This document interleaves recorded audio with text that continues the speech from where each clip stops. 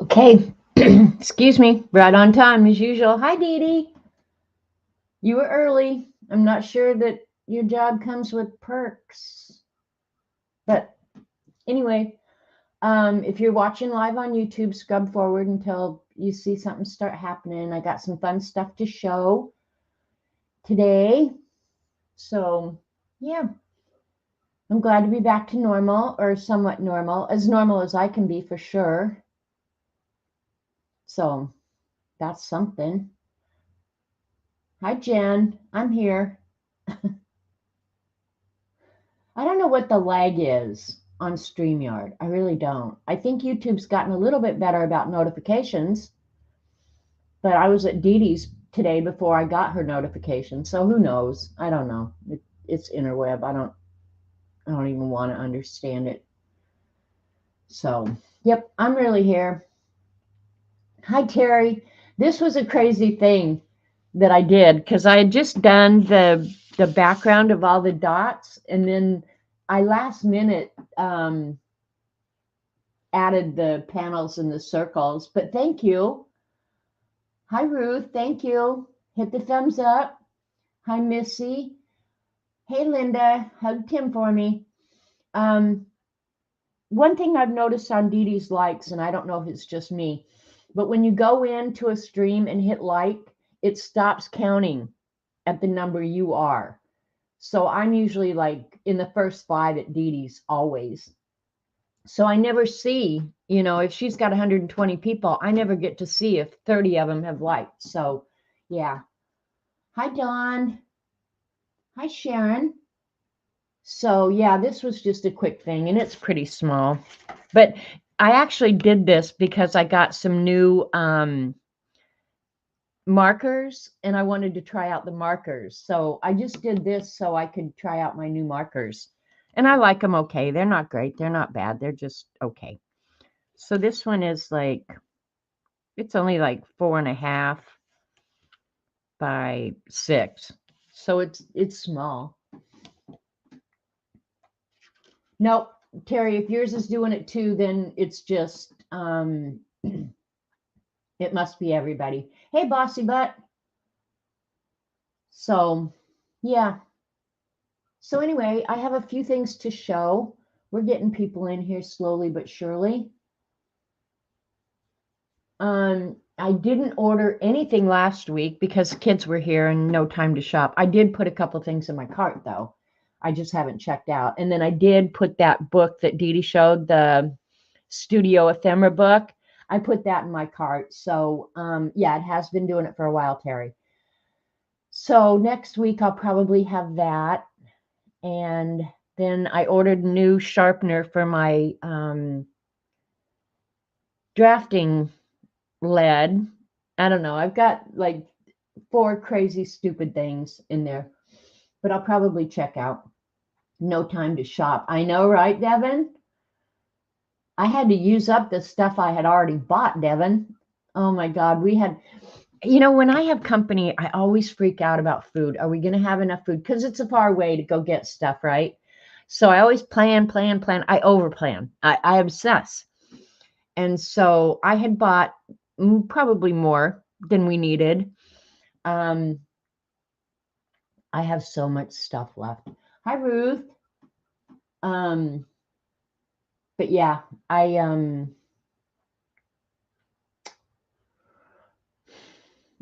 overdid as usual, but we ate like pigs. It was fun. Oh my gosh, you guys, they got here Saturday night, and it's my son, his girlfriend, and their 2 dogs. And dogs have a memory because when those dogs jumped out of the truck out in my driveway, they made a beeline, and it was like 9:30, 10 at night. They made a beeline for that lake. They could hardly wait to get in that water. And anytime you open a door, man, they're out of there. They love it here. They love it here so much. Jamie sent me, let me see if I could have yesterday, I guess, because they left Saturday morning. All right, let me go back here. Um, Jamie sent me a text.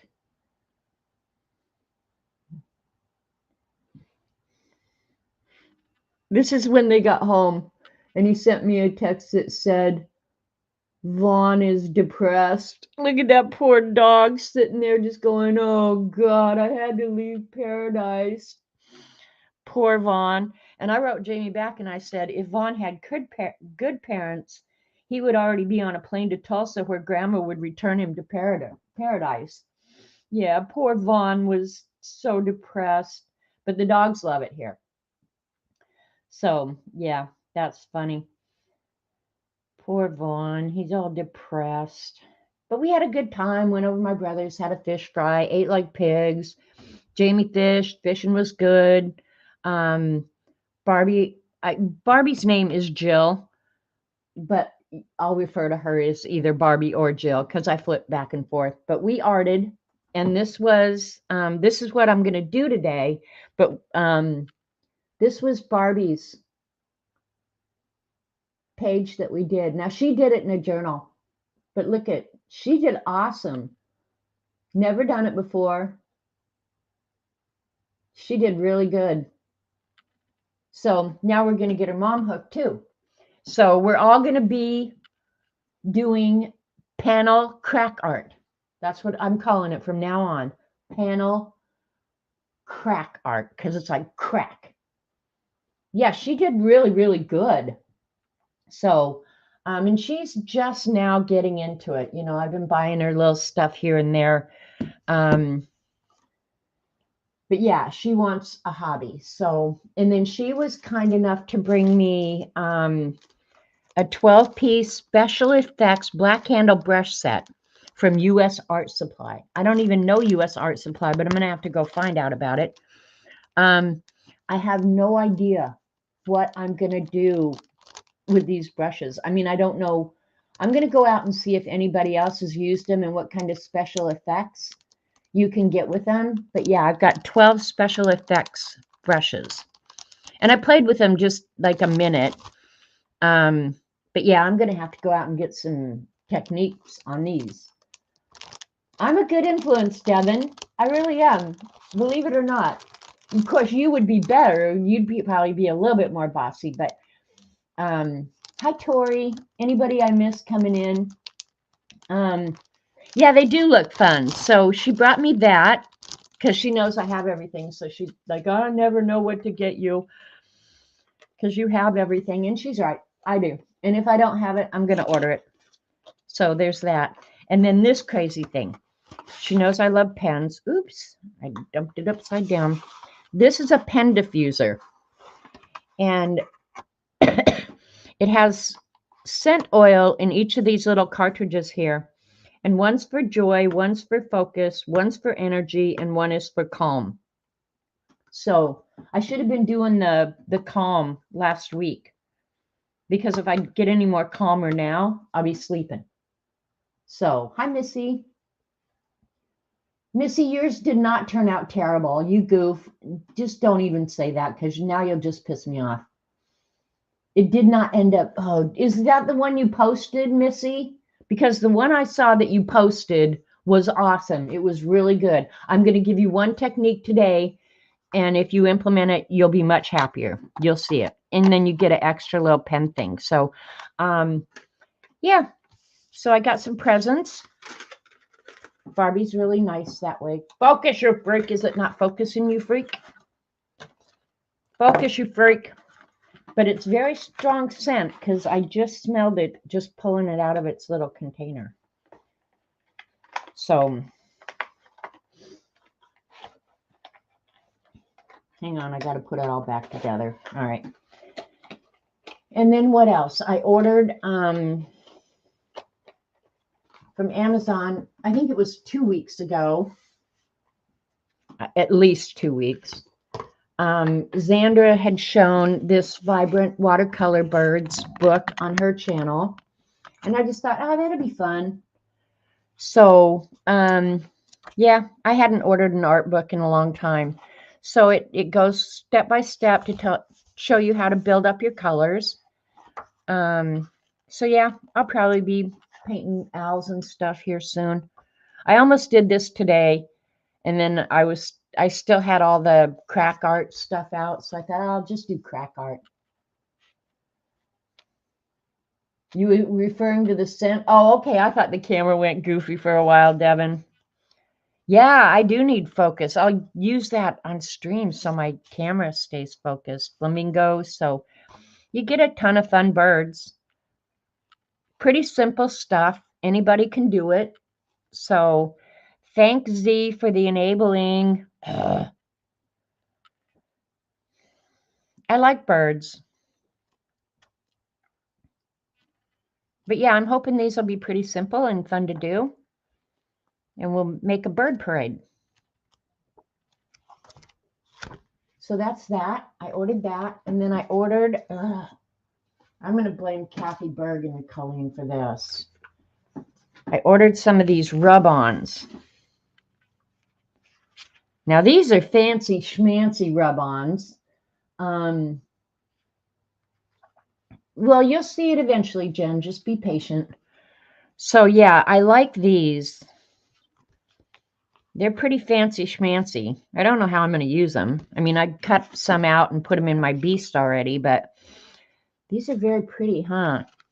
And they were really cheap, so even if I don't like them, the only thing I don't like about them is they come out a little bit shiny. Let me see if I can show you in the beast after they're already rubbed on. Okay, there you can see one, how it's kind of shiny. I'm just not a shiny person. I could go over it with some of that. Oh, I can't remember what you call it. Anyway, it'll turn it matte. So maybe I can do both. Hey, Dorothy. Hi, Alyssa. So, yeah.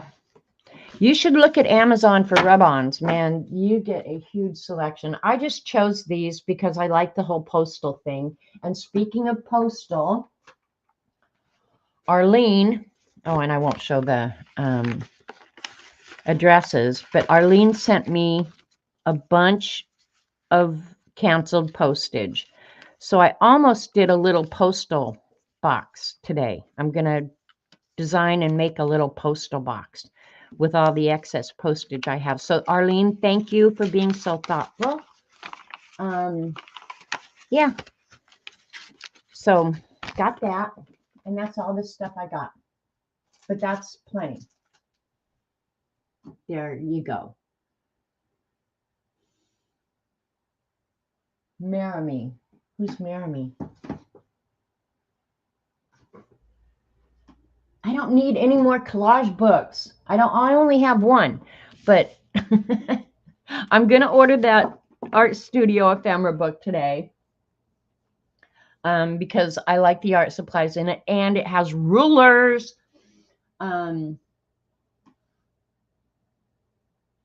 I will use them, Devin, whether it's on envelopes or something. I will use them. I know. Where's Barbara? She didn't tell me she was leaving, Ruth. Did I say hi, Ruth? Anyway, yeah, I don't know. Barbara didn't ask permission to leave, so I'm going to have a little talk with her. So I am going to do one of these panel arts today. And Dee Dee and I were talking after her stream, and we decided, I think if Devin's not bossy enough, Dee Dee might be. But Dee Dee suggested that I have one of you pick a number, because she said you need the art cubes and the color cubes. And I can't dispute that. My problem with buying them is I don't know where I'm going to keep them. She's told me to keep them in my bathroom. So, hi, Vale. So what I'm going to do is ask somebody in chat to give me a number, and then Dee Dee's going to look it up in the color cubes and send me a photo. And so I'm going to have to use the colors that that you guys choose. So let me just randomly go back and pick somebody. Sharon Lombard, give me a number, or give Dee Dee a number to look up the colors that I'm going to have to use today. Right? Color cube bathroom decor. Oh my God. Because that's really my problem is I can't have another thing this big in my room. I can't have it. There's no room here. 1 to 500. Sharon picked 200, Dee Dee. Oh, and Kitty Jen picked 20. So it's just one number off. Do the 200. And she gave me the option of opting out if I don't like the colors. But to the best of my ability, I'm going to try and match whatever colors she sends me. Hi, Anne. So, yeah. And I thought I'm either going to use, and I haven't decided yet, the Paul Rubin, which is the metallic set. I only have the Paul Rubin metallic set, and I love Paul Rubin, or the shimmer set. I love their packaging so much. I'm always tempted to buy their regular watercolors, but I think it would look kind of cool with the shimmery, don't you think? So I thought, well, if I can match the colors with out of the Paul Rubin, I'll use it because they're really nice colors. So yeah, but if I can't match the colors, I'll just use the Grabby. And that one I showed you that Barbie did, we did use the Grabby.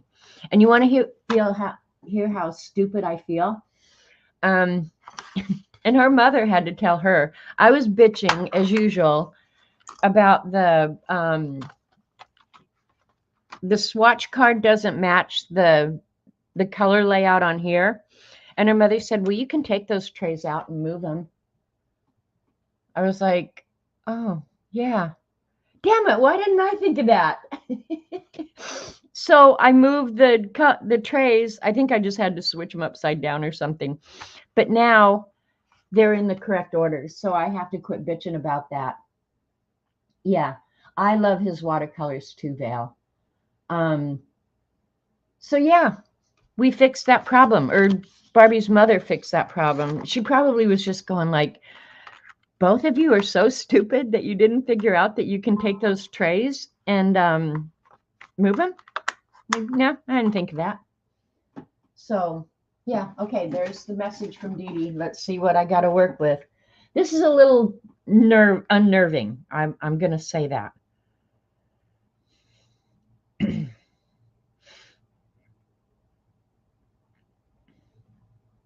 Ooh, these are kind of pretty.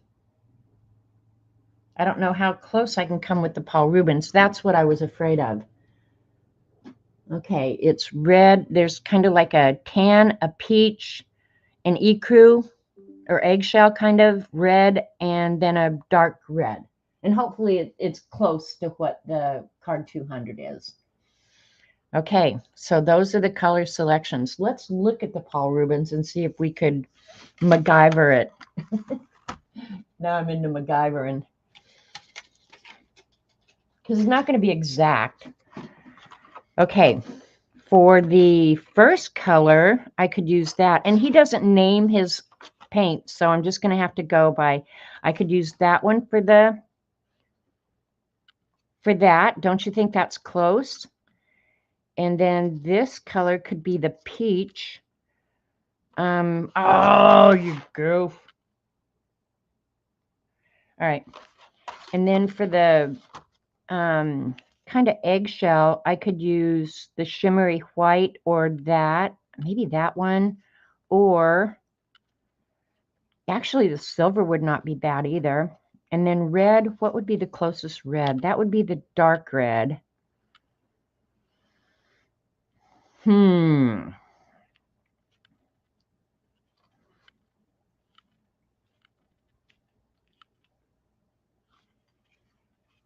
The red is what's going to stump me. MacGyver, yeah. They are nice colors. All right, so that's going to be the dark red. That. A silverish. I think I'll use this silver, though, even though it's kind of... What will go? Well, we'll do those four first and then pick the color that's going to match the best, and we'll say we're not cheating. We don't care if we cheat or not, frankly, but all right. I want to use the Paul Rubens, so we're using the Paul Rubens. Okay, just got to go bye-bye now. Focus, you freak. Can you guys see how dirty my phone screen is? Oh my God, it looks like public outhouse on there. What the hell? And I'm just going to use a cheap Pagos, came in the set of Pagos paints. Okay, so what did I say first? This one for the kind of tannish color. One thing about the Paul Rubens, if you've never used them or never seen them, they re-wet awesomely. And I'll water these down until they get to be a pretty light color.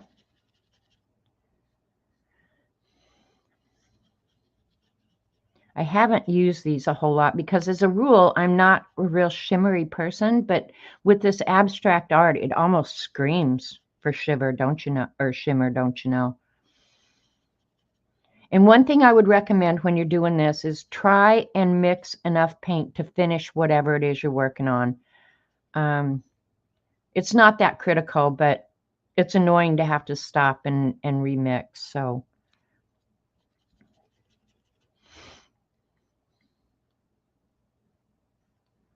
and I'm adding water. Okay, we'll test that in a minute. We know we're going to use the dark red. I'll just let some water sit on that. And we were going to use the red next to it. And we're going to use the silver as the white. We were using the mica inks from Japan when Barbie and I were arting. I'm pretty sure it's already been ordered. She loved it so much. But the first question she asked Dee Dee was, do you have it in silver? Hi, Safia. Swabin culture, that phone. No lie, Devin. All right, what was the other color? 1, 2, 3, 4. There's one more that I have to find. All right.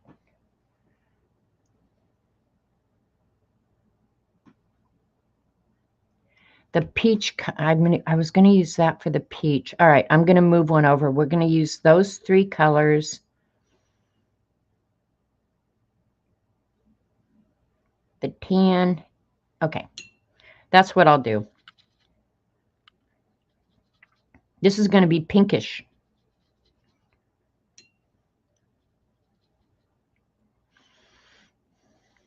All right. So that's on the end. So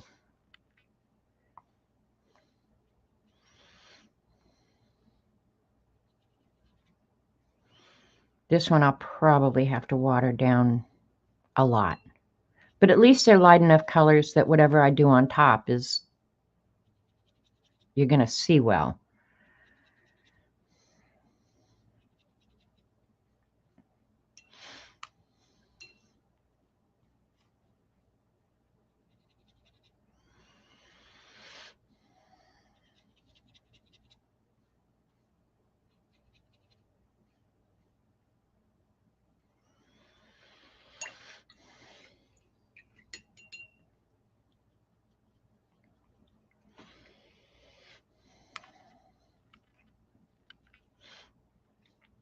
I bet this is going to be really pretty.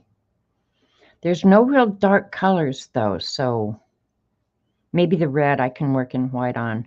It's always nice to have one dark color or darker that you can add white to.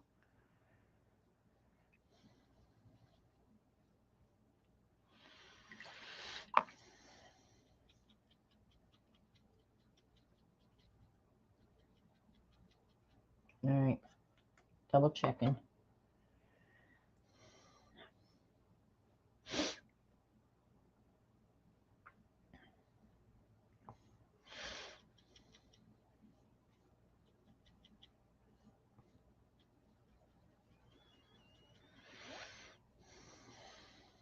If you've never bought a Paul Rubens product, I don't care what it is, whether it's a journal, paint, anything, their packaging, honestly, is the best ever.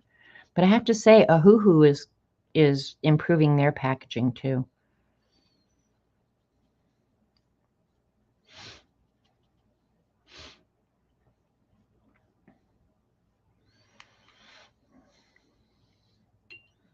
right, and then what was the other one? Silver. I'm going to really, really lighten this one. Oh, you know what? Maybe I'll mix. Okay, we'll just mix it. Maybe the dumbest thing I've ever done, but we'll do it anyway. I'm going to mix it with the white. Every white in every watercolor set that I have is so contaminated it would never be white again, ever.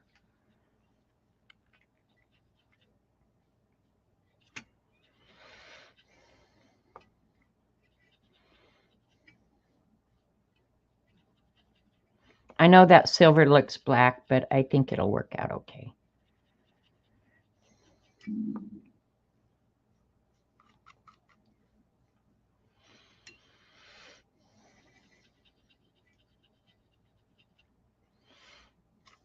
don't need to mix quite so much of that because I probably won't use it as much. If I have to mix more, I will. Hi, Barbara Clark. Anybody I missed while I was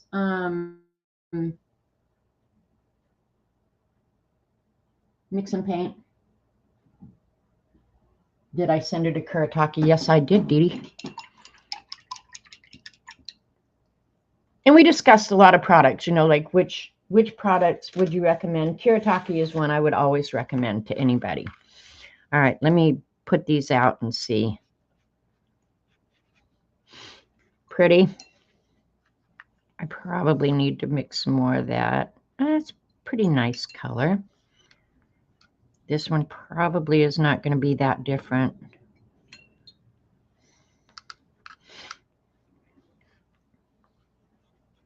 That one definitely I could add some water to.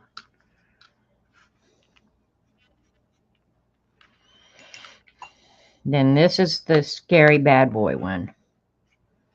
Yeah, we're definitely adding more water to that. Still going to look pretty.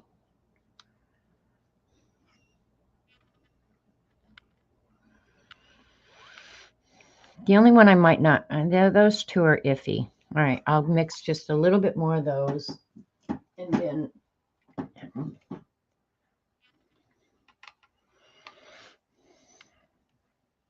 we'll dig in. And I did go ahead and plan out the spacing already. And I'll quickly go over how I do that so that if you guys want to do it on your own, it's not rocket science. So, but I'll tell you quickly.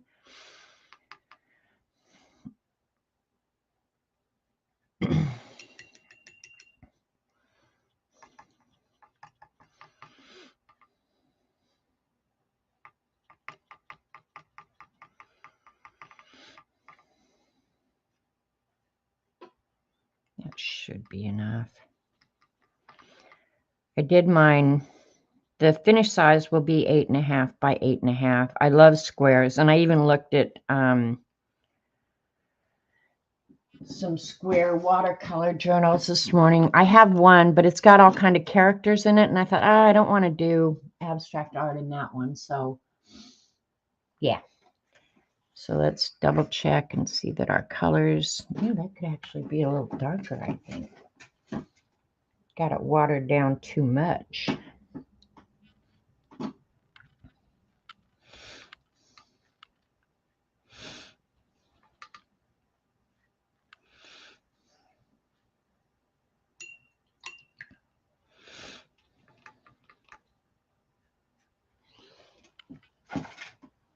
All right. Dee Dee, are those colors acceptable? Are they a reasonable facsimile for what you sent? Jane Davenport packages exactly, Devin. She does excellent packaging. What do you use the cloth in the Paul Rubin paints? Ruth, I think it's to dab off your brush. I just use an old napkin. But I think that's what it's for. So you can just dab off your paintbrush. Hi, Joan.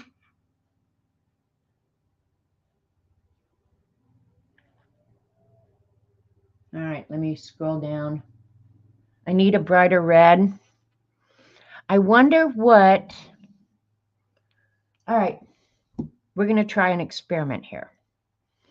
I like this second one. Okay, we're going to goof up this one and really, all right, we're doing a brighter red, Dee Dee. Dee Dee told me to do it. All right, I'm going to add some scarlet red from the Grabby. Which one was scarlet? This one, which is a real bright red. But we'll add it to that, so it still will have a shimmer, but it'll be more red.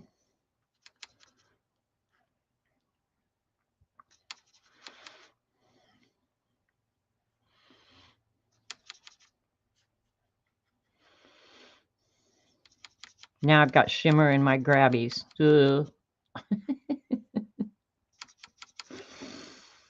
All right, that's definitely going to be more red, Dee Dee. See what you think.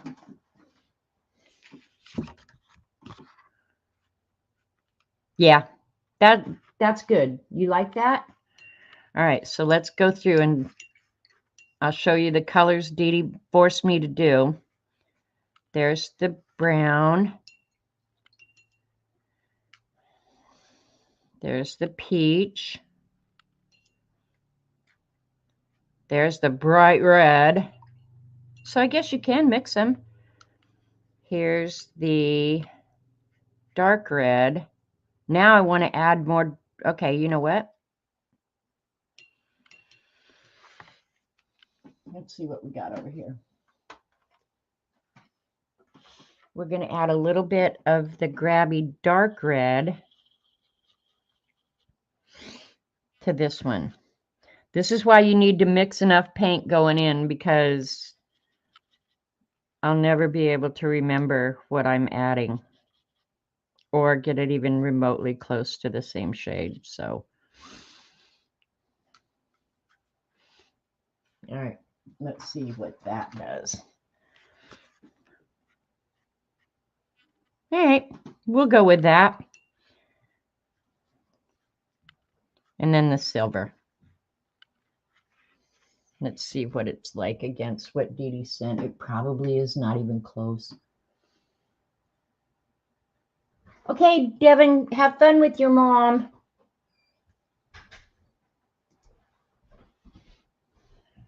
All right, here's the colors Dee Dee sent.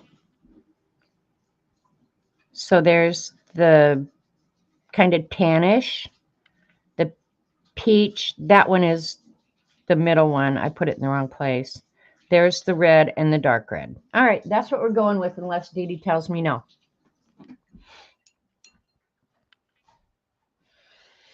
And I hope I mixed enough of everything. All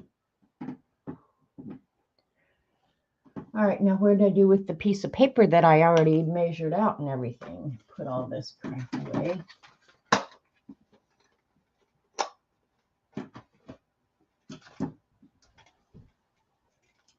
How could I lose? There it is. Okay.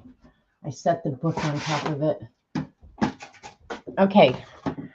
So this was the layout I did. There's one great big circle there, 2 panels beside it, and then 2 little panels down here. Oop, focus, you freak.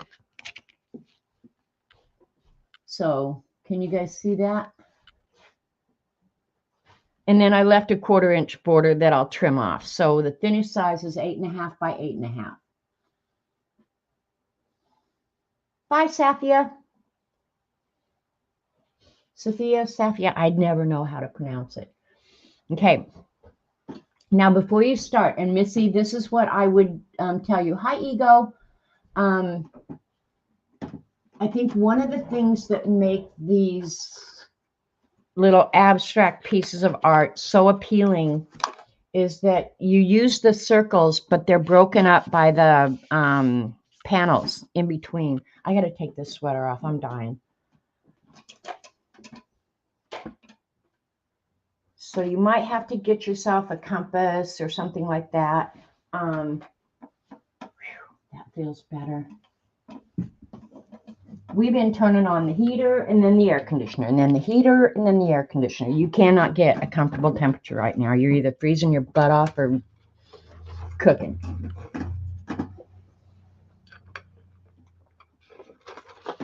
And I did order a new sharpener for the lead in my drafting tools. I have one around here somewhere. I just don't know where it is. So now you're going to break up your panels with the circles. And to me, it's easier to use a compass. And you can buy them like a whole set of drafting tools. You can buy a whole set for like no money on Amazon. They're really cheap. You're doing that in Ohio too. Yeah, I know. It's one of the things about spring, but oh my gosh, it makes me a little crazy. And you can put it, the first one I ever did, I did real, or the second, I don't know, but I did real symmetrical. Now I've kind of just decided I'm going to just do willy-nilly. Whatever happens, happens, and I'm okay with it. But you want to break up your panels with different art. I do like one large circle to start with, and I try and make it go in all the panels.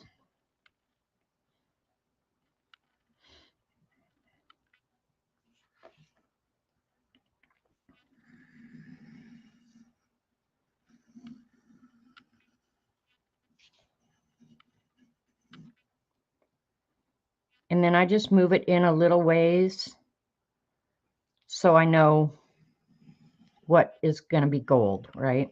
Just give myself some guidelines. And now, to me, it doesn't matter what you do.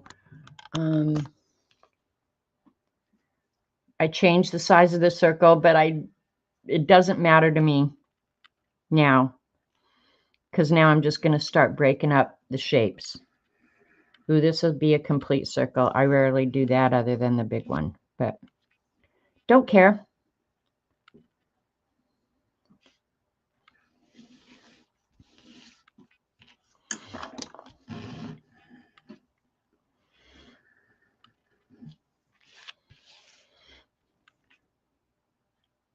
And sometimes just to satisfy my OCD brain, I'll pick like a corner and use that. But that is nothing other than satisfying my OCD brain. I promise you. That's all that is. Like I have some plan here when I know full well I do not. But if you've ever had an OCD brain, you understand satisfying it. I think I'll do, because this one's fairly large, I'm going to do a little bit larger circle. But I want it, and I try not to end up with a lot of small sections. I mean, I want enough that I can use all the colors. And I don't have any really large spaces.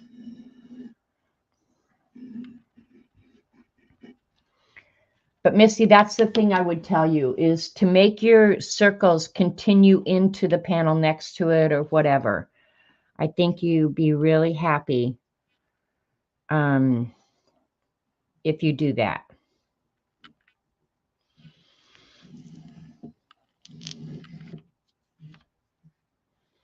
And that was the only thing that I saw, that if I was going to, you know, if you were sitting here with me, that I would tell you, try this.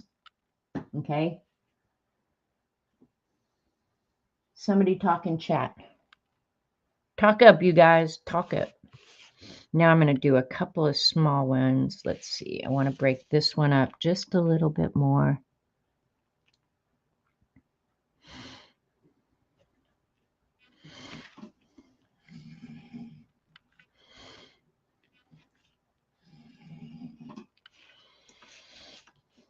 And then before I start painting, I just kind of look around and say, see, this space here is just way too large. That will drive me a little cuckoo. So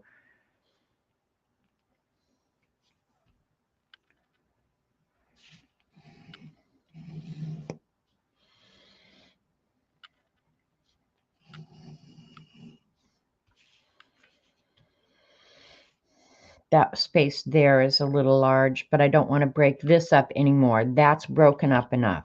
So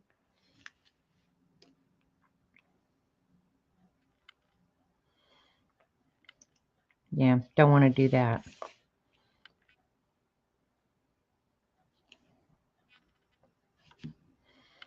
I like when the circles overlap too, so that when I just plan to go ahead and overlap. What else? Right in here, I think I'll do.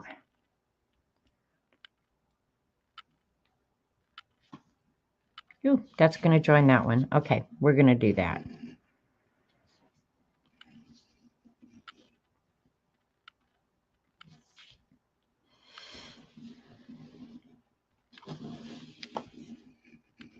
Okay, that should give us a lot of nice, colorful thing.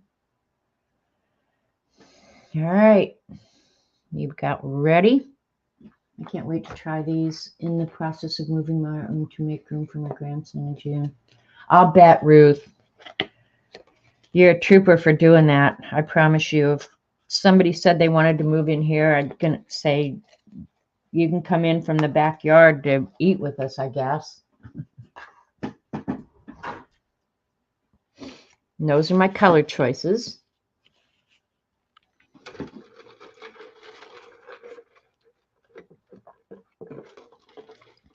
And this one, I normally try and keep it to about 3 colors. I'm going to have 5 this time. So, yeah, that's going to be good. Let's start with this gray first. And I'm going to have to stir it every time I use it because the whatever they use for the shimmer sinks to the bottom. So, and you don't have to be precious with the gold. Actually, the last one I did, I went ahead and did the circles in black because after you work on it and rub your hands on it, the graphite kind of smears and makes it a little hard, but that's fine. We're not going to worry about it. Ain't nobody got time for that. I like this silver.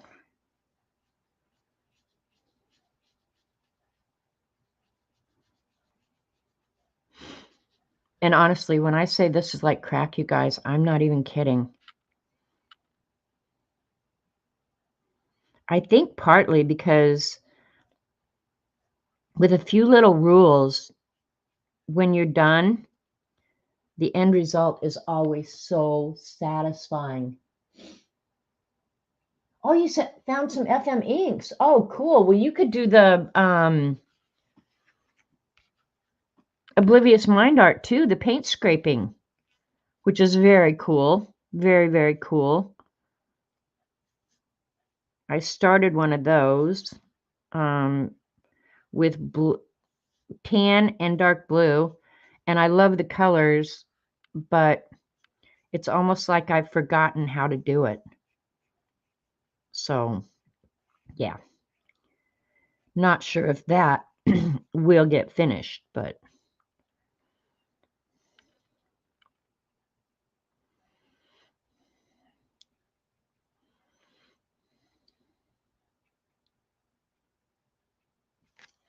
and I'm working on bee paper. That bee paper that I found at Walmart. Still really happy with that.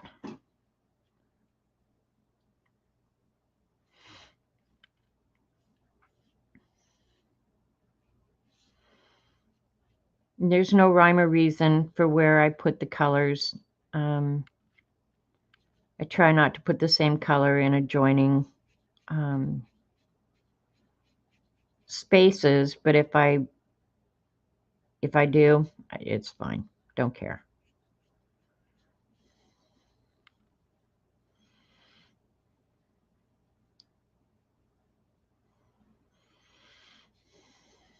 So when you get moved, Ruth, try it. I think you'll really enjoy it for real.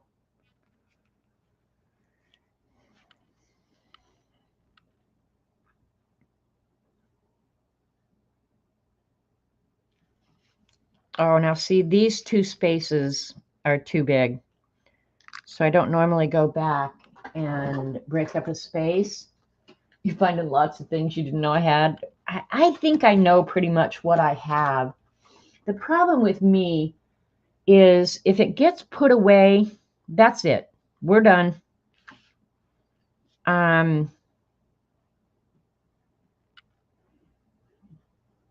I have to either see somebody else use it or something to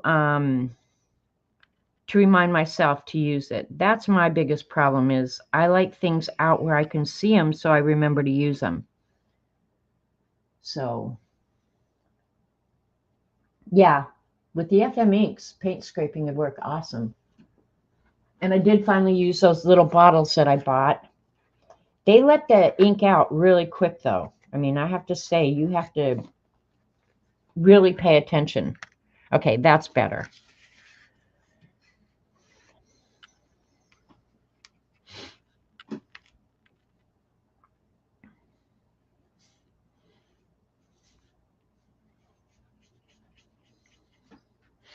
I hope I do enough of these that I have to reorder the mica gold ink. That's my goal, to use up a whole product.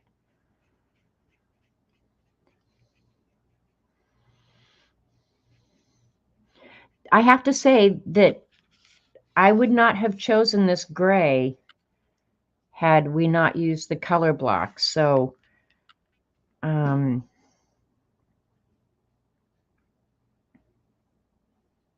but I think I'm going to like it when I start drawing on it. All right.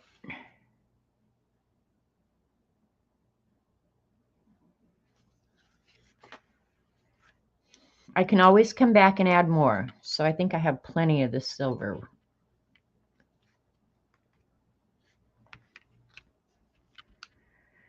We'll do the dark red next. Now, I'm not a huge red person, so this is kind of also forcing me out of my little comfort zone over here.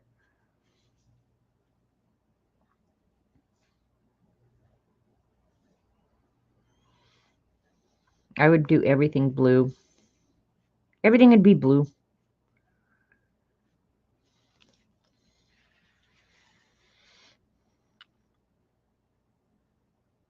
You probably won't be able to see that when I'm done, but all right, let's go ahead and do the dark red right here in the middle, because I think I know what I want, design I want to put on top of that. So, because it's dark enough.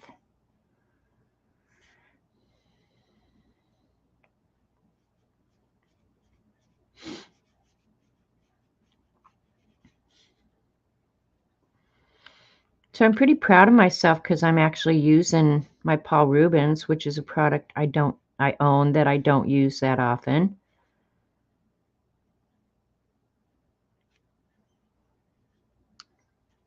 I always say I'm going to do it, and then I don't.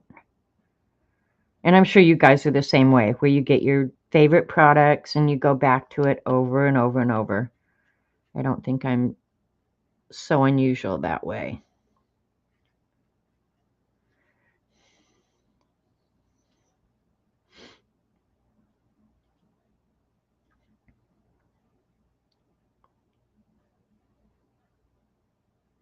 And if you do watercolors, I really like the way if you go back in after it's wet. Oh, look, I got red on there. That's okay. I don't care. The way the wet on wet looks. So, yep, this is colors 200.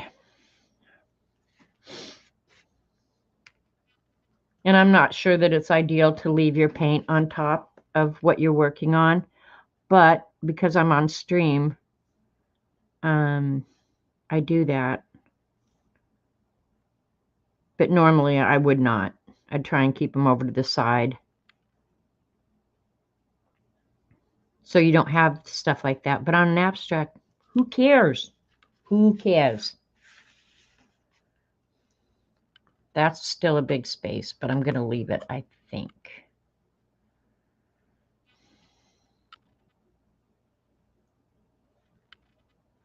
And if you end up doing this, post it and tag me so I can go see it.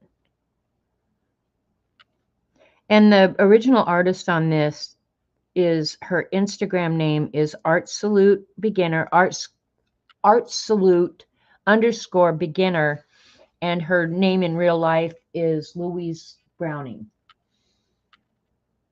So it's okay to, oh, duh, Ruth. Just cheat fair. All right. This one needs,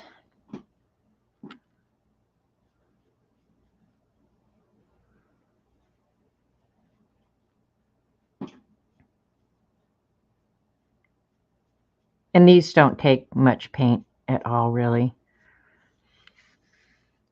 They are shimmery, though, I have to say.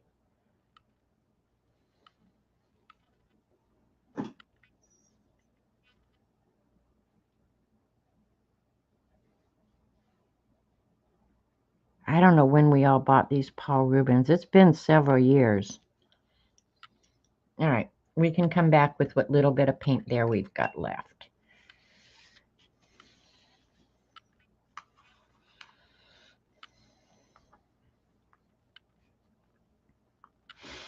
This is kind of a peachy, even though I added the red to it, it's still kind of peachy colored.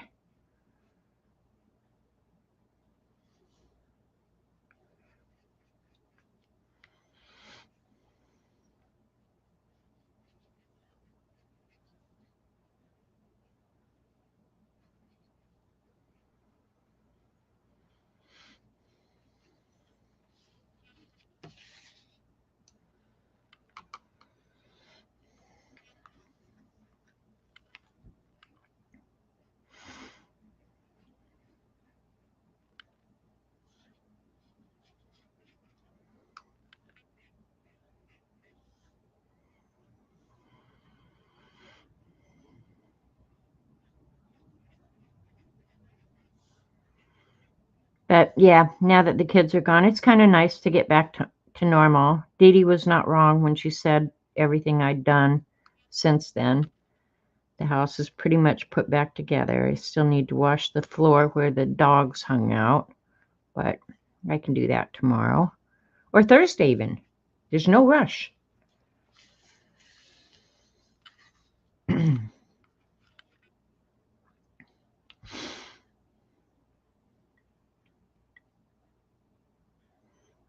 I love it because the dogs have so much fun here. They've got my acre to run on. Well, and even the neighbor is really good. She doesn't say anything if they go over in her yard. Her dogs have a fit, but she doesn't care. And then 13 acres across the street. So they just run and run, and they're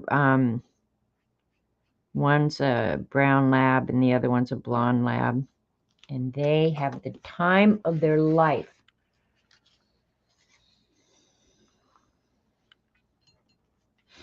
And that little blob of paint that I dropped right there, it's in one of the panels, so I'm not worried about it. Oh, one thing I was going to do, it might be too late. I was going to use a sea sponge and put some texture in some of these boxes. Yeah, it's kind of too late now. But I thought that might be cool to add some texture. Another thing I was thinking that would be really kind of cool is pick a pen or watercolor pencils or colored pencils or whatever, and draw the designs in a darker version, a darker shade of the color.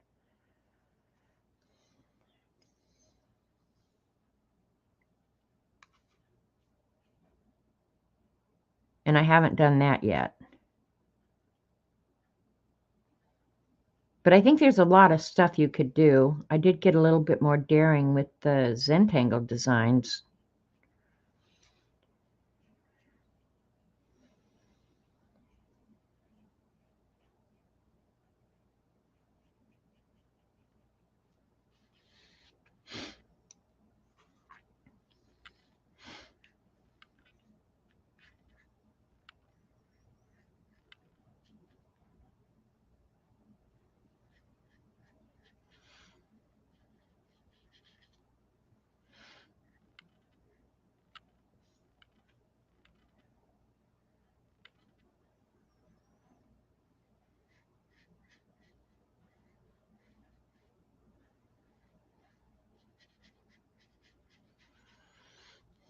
Okay. I think we'll do one more. Watch me, I'll put my hand in the wet paint because that's what I do.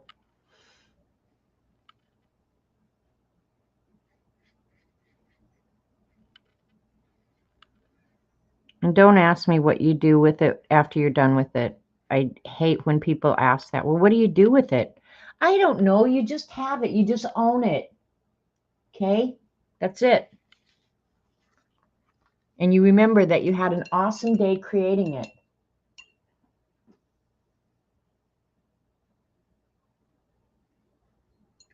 A good basic set of Copics. You know what, Ruth? Honestly, if you've not ever used alcohol markers before, what I would do, because the Copic are very expensive, and if you're not sure it's something that you would use a lot or enjoy, before I jumped right in on the Copics, I would buy me one of the smaller sets of Ohuhu brush or sets, and the set that I love, and I've had 2 of them now, are the ones that I most recently ordered that have the brush on one end and the fine on the other. These are so useful, and I found that now that they're out in my build right behind me, I use them so much more. So I don't know. I don't want to discourage you from buying the Copics. I mean, they are nice. I mean, I would say of all the pens, they're definitely nice. And I don't know if you've ever used alcohol markers before. But I would say, Dee Dee, would you agree with me that the Ohuhus are awesome? I wish I'd done more of that color. Maybe before I go too much further, I will mix some more of that. I think I will because I know I love that color. So let's just mix some more because we can. I don't know. That's what what I would recommend, because you can get a pretty nice set. And to give you some idea, the Ohuhus are a little bit over $1 a pen, if I remember correctly. The Copics, you can pay like $8, and I don't even know what it would be in Canada. Way more than that. So I would say until you know what you're really going to enjoy, that's what I would recommend. But I'm not going to tell you what to do, because that's Dee Dee and Bossy Butt's job, is to boss you around like that. I don't do that.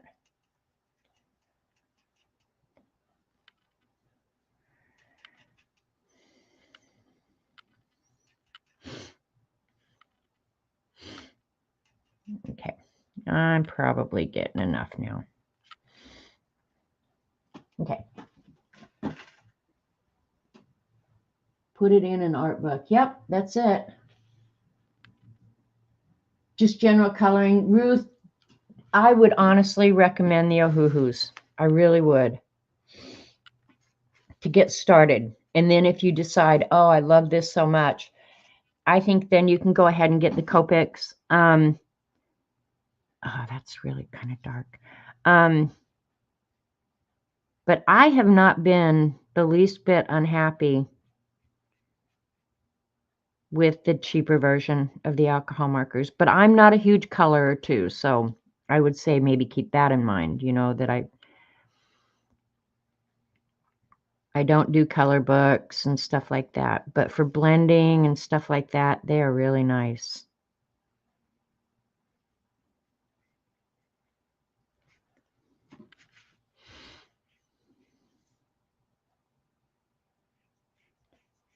Isn't that a pretty color?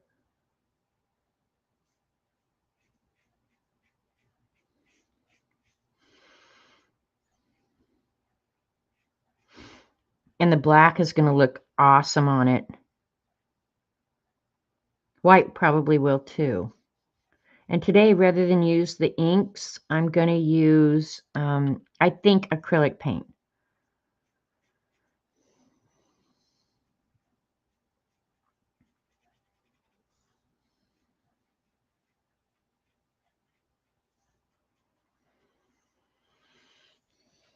That is nice. All right. Other than that and that, and I'll come back in and add whatever colors I think I need.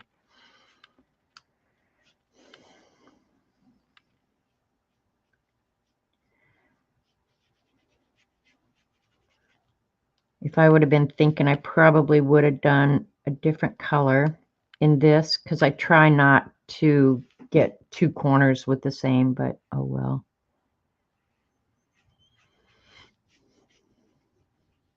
This is such a pretty color.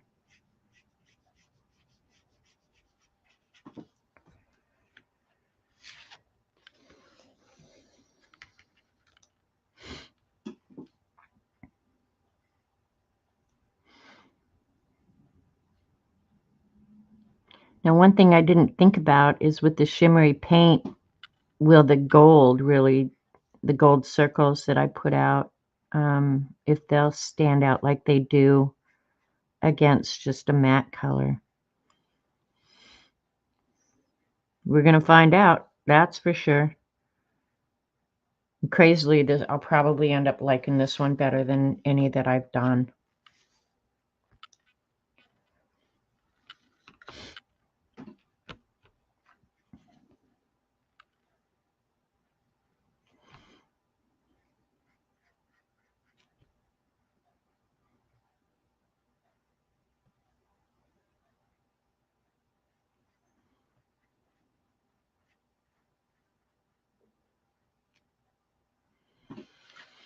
Oh, now another corner with that same one. Oh, well, we're going for it.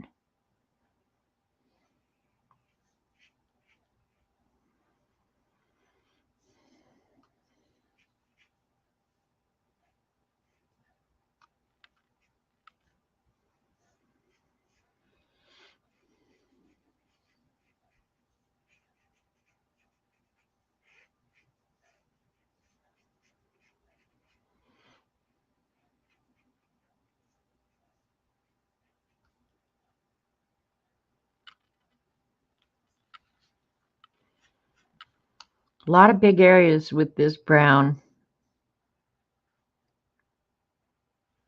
which is fine.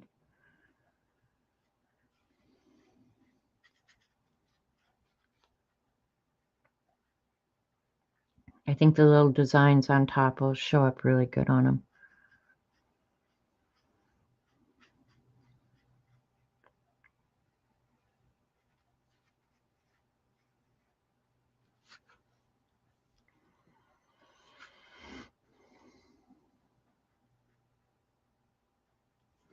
The spaces that I leave, I'll come back in with the other colors if I think I need more somewhere.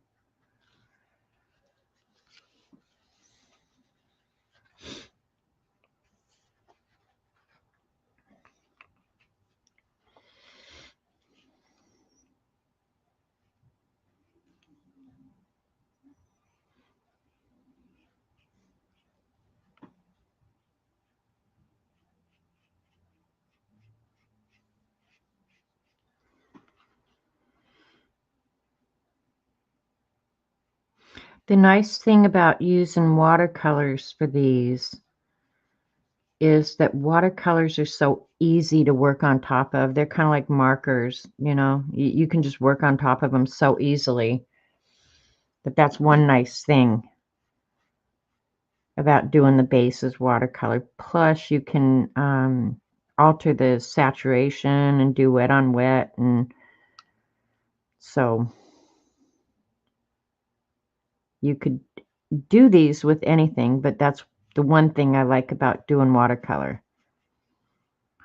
Just have to be a little bit mindful that if you're going to use a lot of products, white, for example, the Jelly Roll pens will pick up and move the color.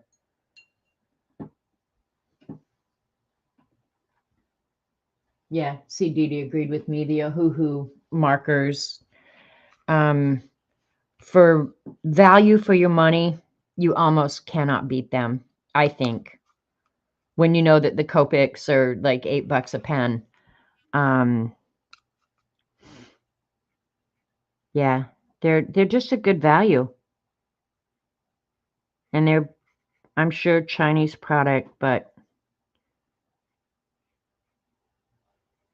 they've done a good job with them. So there you go.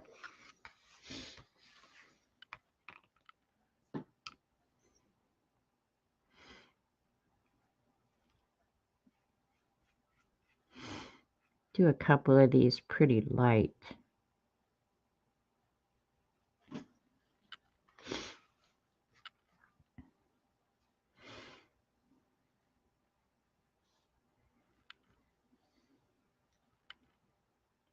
I like to find products that work very well that are less expensive than the artist grade.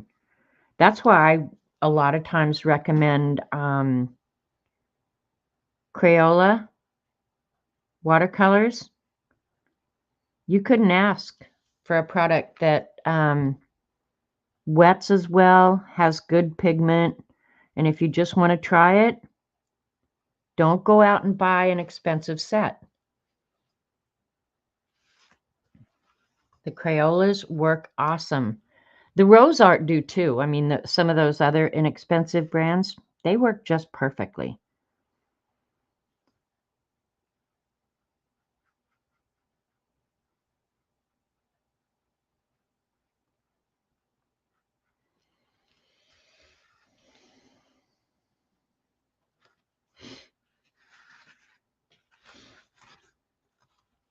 I'm liking it.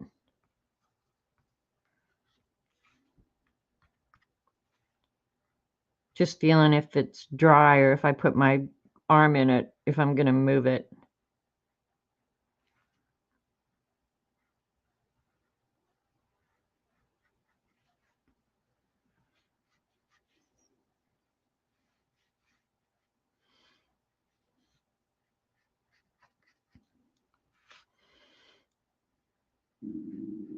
There we go.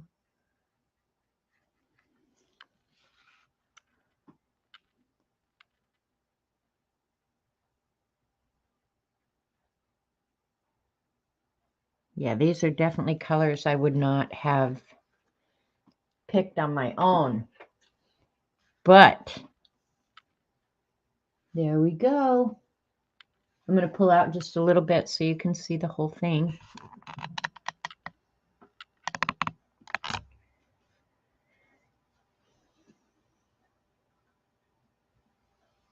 Thanks, Ego. I do too. Those color cubes are very helpful, very handy, because this is not a palette that I would have picked. All right, I'm just looking down here. And this is the dark red. I'm going to pick a couple of places and go ahead and glaze this a second time so it's darker. So it'll end up looking like there's more colors on here, even though it's the same color. And those are probably where I'll put white ink. It'll dry lighter than it appears there. But we're just going to darken up a few of these. Maybe all of them. What the hell? If we have enough paint left.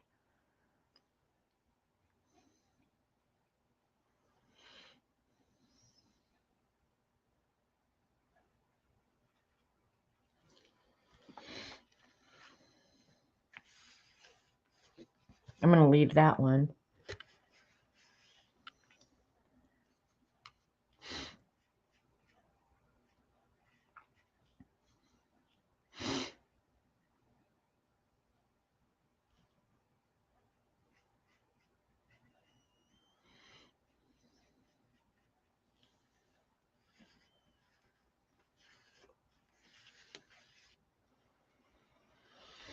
All right, I hope I have enough to finish this one.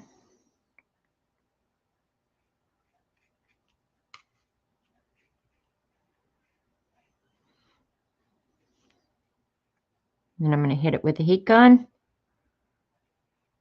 And we'll start putting designs on these little bad boys.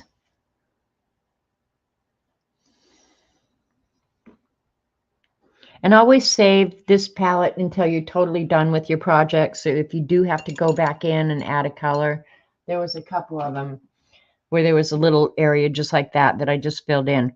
I didn't think it was going to show after I got the black and stuff on it, but it did. So I had to go back in and add more. So yeah. And at this stage, it looks pretty icky, but I'm loving the colors. Am I going to end up buying those damn color cubes? I want them, but oh man.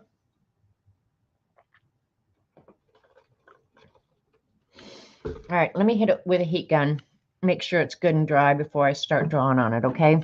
So, heat gun.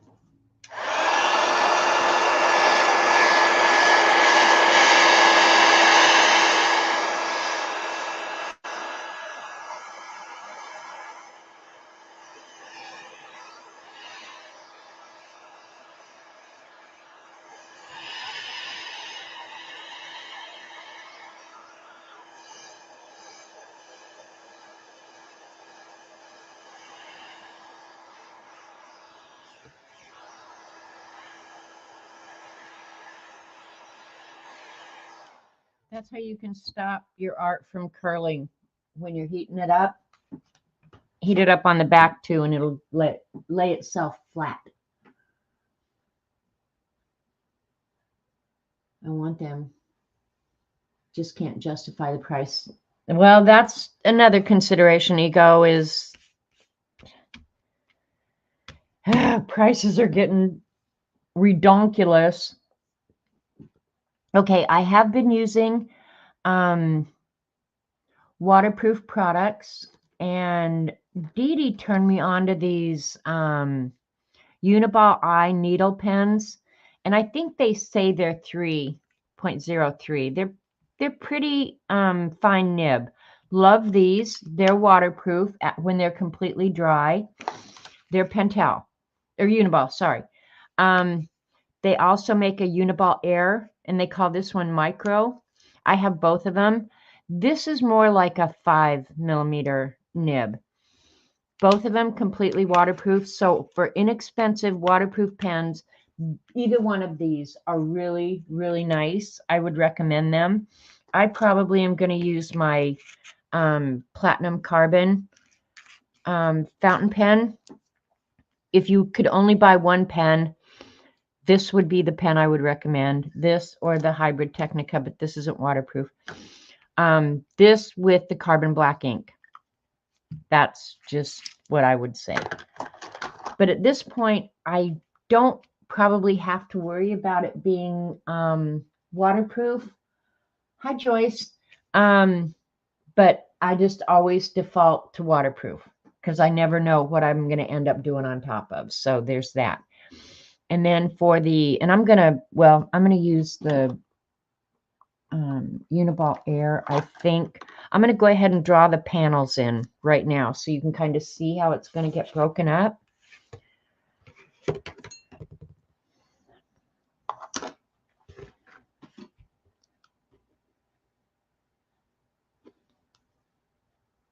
Because I haven't used a ruler in like 2 minutes. And I'm having withdrawal.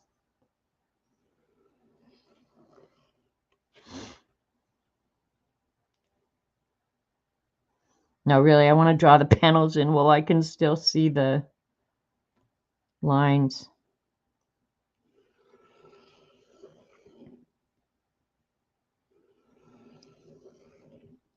These dry pretty quick, so you don't have to worry about smudging for the most part.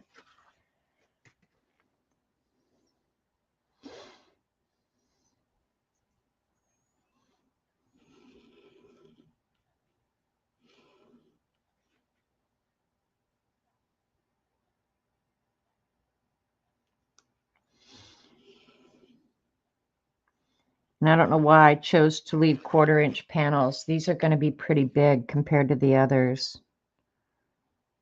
I've been using 3/16, but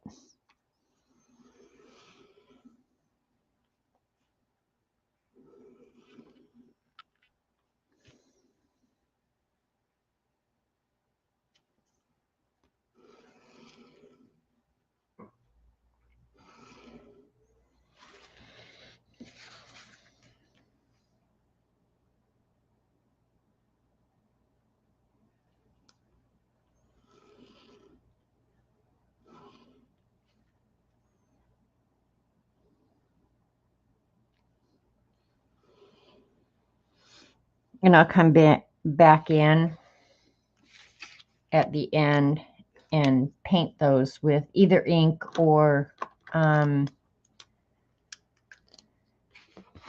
acrylic paint. I was going to try the acrylic today and just see how I like it.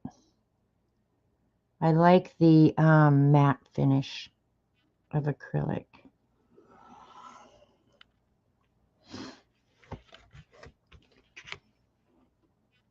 This makes a little bit bolder line, and it makes it easier when I'm painting the edge to butt right up to it without goofing up.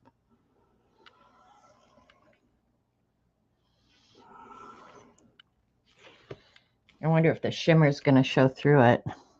Probably will.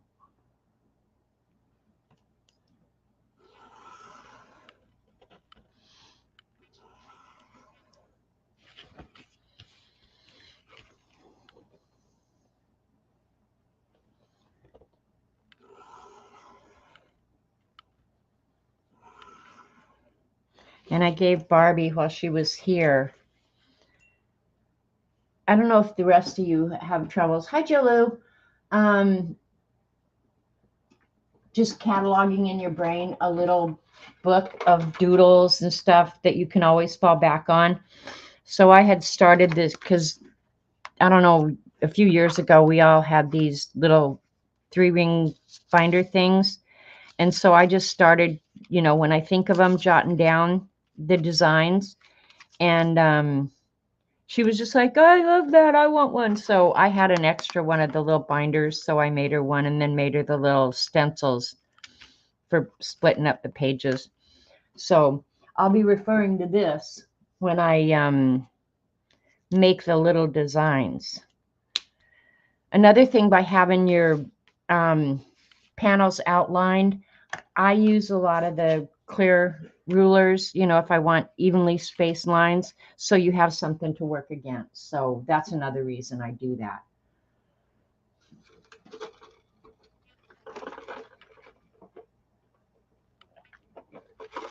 All right, let's do one of my very favorite fallback designs down here in this corner.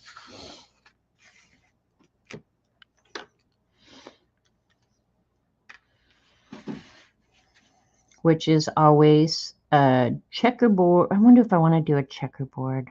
Now let's do a checkerboard in here.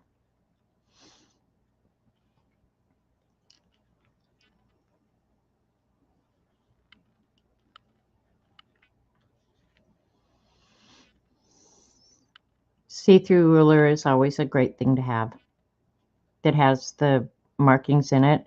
I think you actually buy them in the quilt department. They're the sewing department at Hobby Lobby.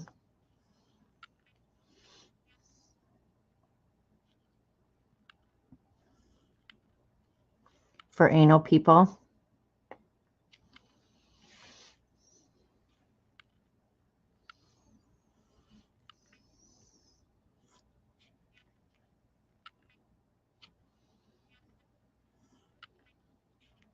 And you can buy them in different measurements. You can get the 1/8 inch, 10th inch, whatever. Most people aren't that particular. I happen to be.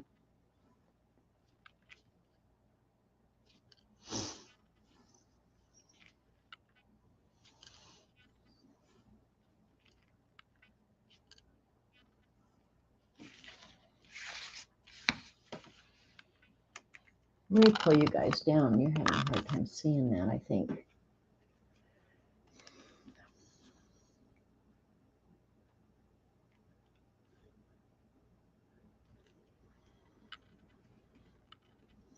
And then assuming your lines around the edge were straight, then everything inside is going to line up to that.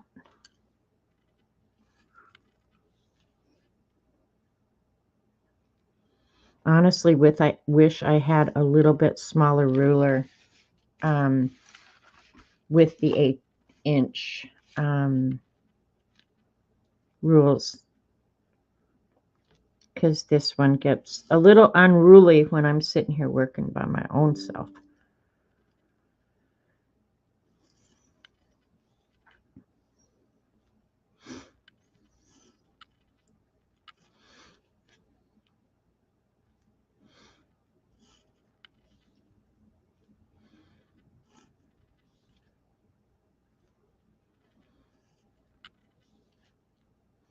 I'll show you a couple other things that I've done. I'll do it on this one so you can see it. What the heck did I do there?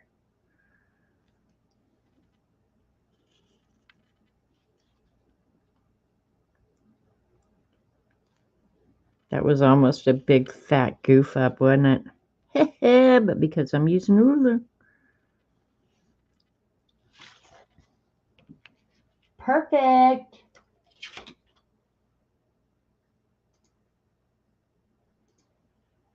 One of the things I've done,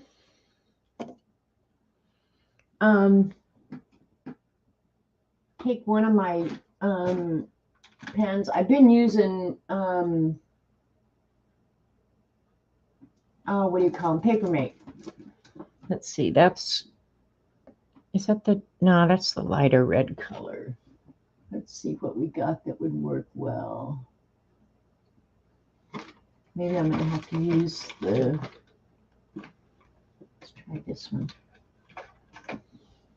This is actually the Zig Kiritaki Zig Clean Color. Let's do it on our spare first. Not sure I'm crazy about that color combo, but it would stand out. Okay, we're doing it. Just picked random squares.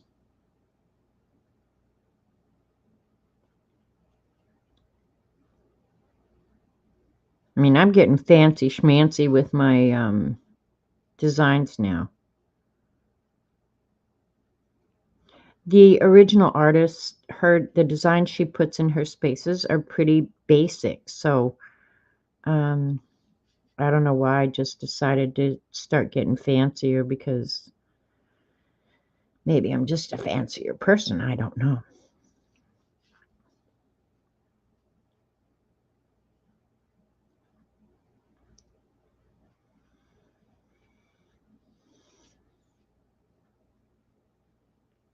Not a lot of them. I just pick random squares to kind of highlight. I just think it looks cool.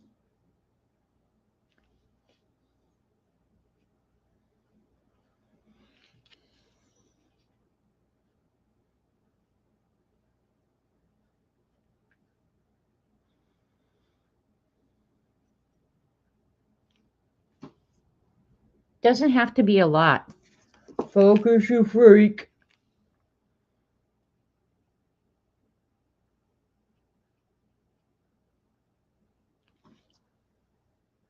It's almost like I don't want too many.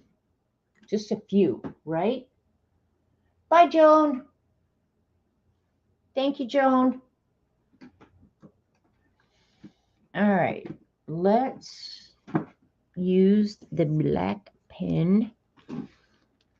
And this one I've used pretty consistently, and I like it.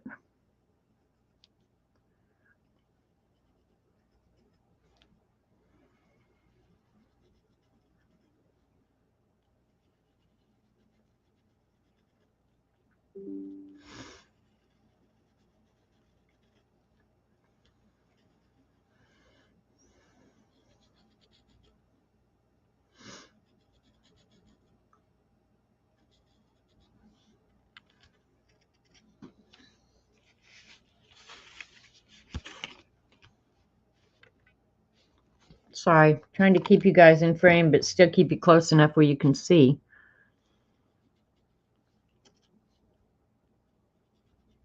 This out here I'm going to cut off so I can doodle out there safely.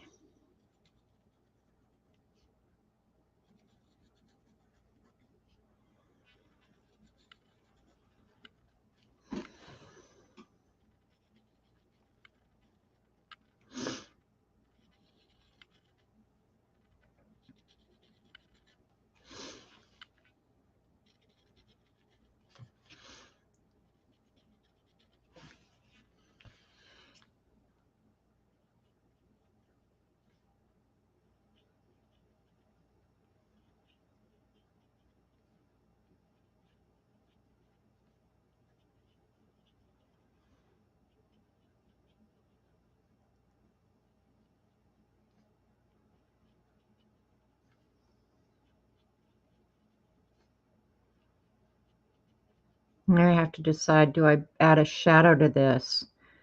In Zentangle, you commonly add a shadow to give it depth, and I've been doing that some on these. Yeah, let's make the whole thing just damn fancy.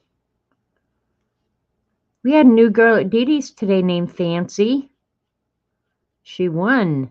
I love when new people win the giveaways.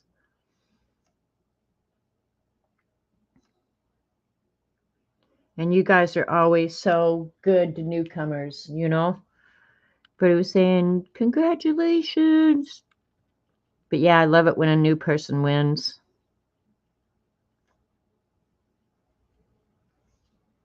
And Raul, he just wins every time, so.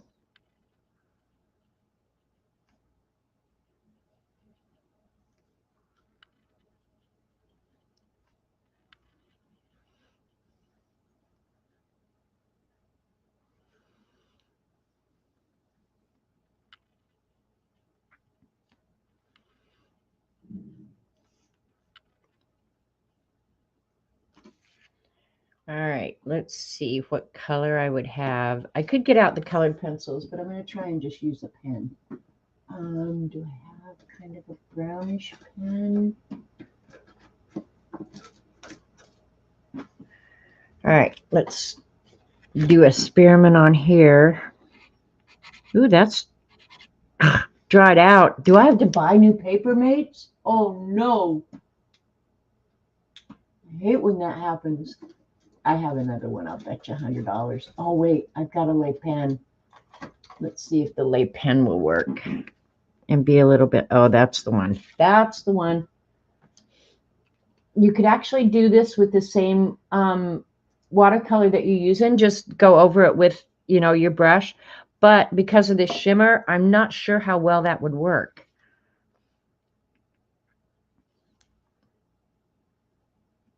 I actually would like a little bit thicker nib, but we'll just go with this. If I want to change it later, I will.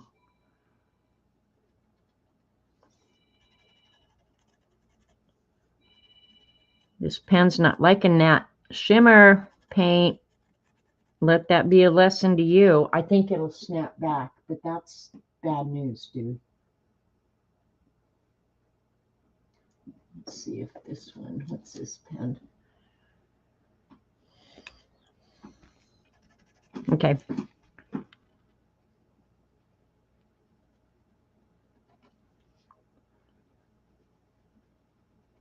These are those cheap Pentels that I bought at Walmart. Seems to be working awesome.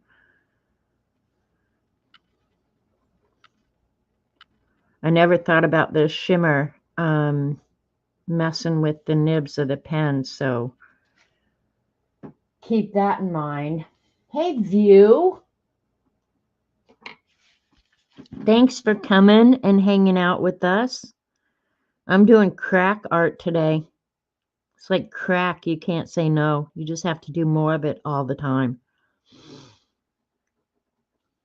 I've done this once before, but honestly, this is like crack. I swear to God. Crack art.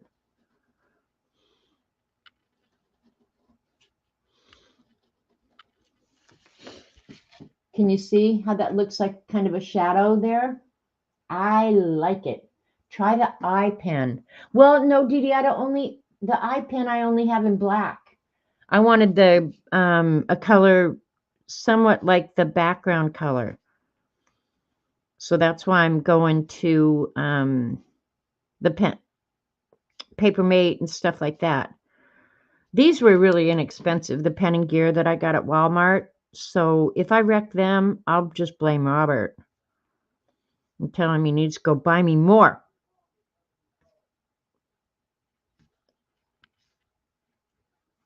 No, honestly, it's availability. If I wreck them, oh well, I know where I can get more. And see, now I'm having a hard time even seeing that on the shimmer background. So I know it's going to fade into the background. Your brain will see it, but you won't even know it's there. So I like that. Do you like it? Okay. Yeah, the eye pen worked good. Awesome. Now I'm glad I know that. All right. And then this should be pretty dry now. There's a brand new jelly roll. So with any luck, I can ruin it here in the next 2 minutes. If you're going to do stuff like this, you better be prepared for your pens to get trashed out. Just ruin them and buy a new one. You can't be a fearing. And see, the white jelly roll sucked up the watercolor, so it's, even though I put it on white, now it's pink. So visual illusion art, kind of. All right, what next?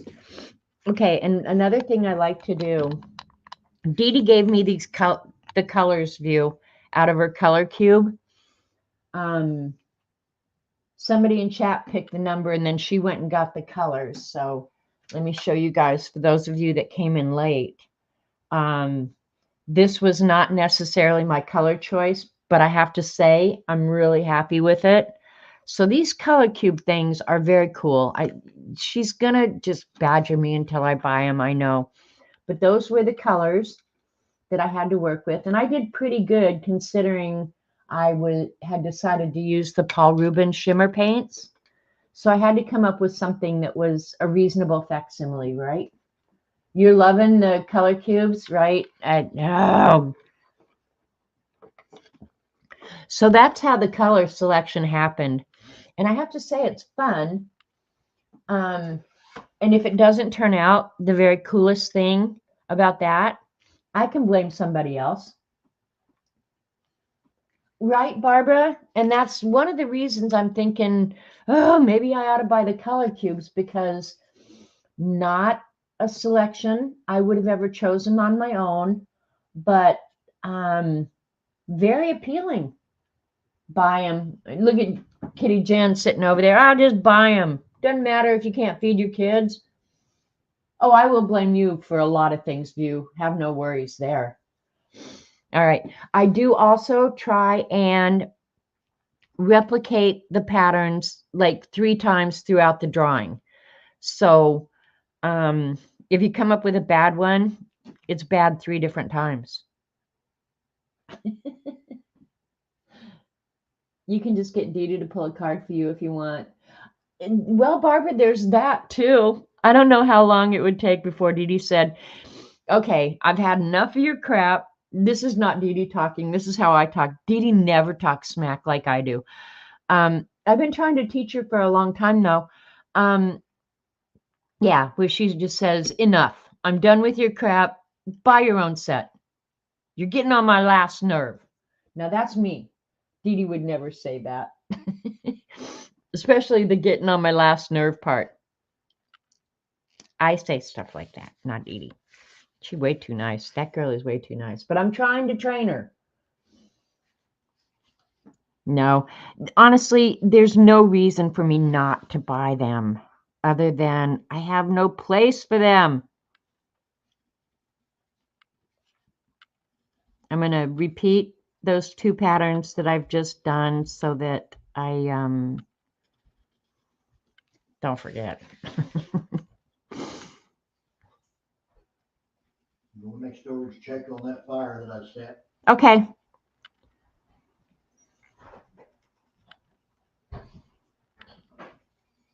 I got a really nice note from the neighbor yesterday because Robert is so nice.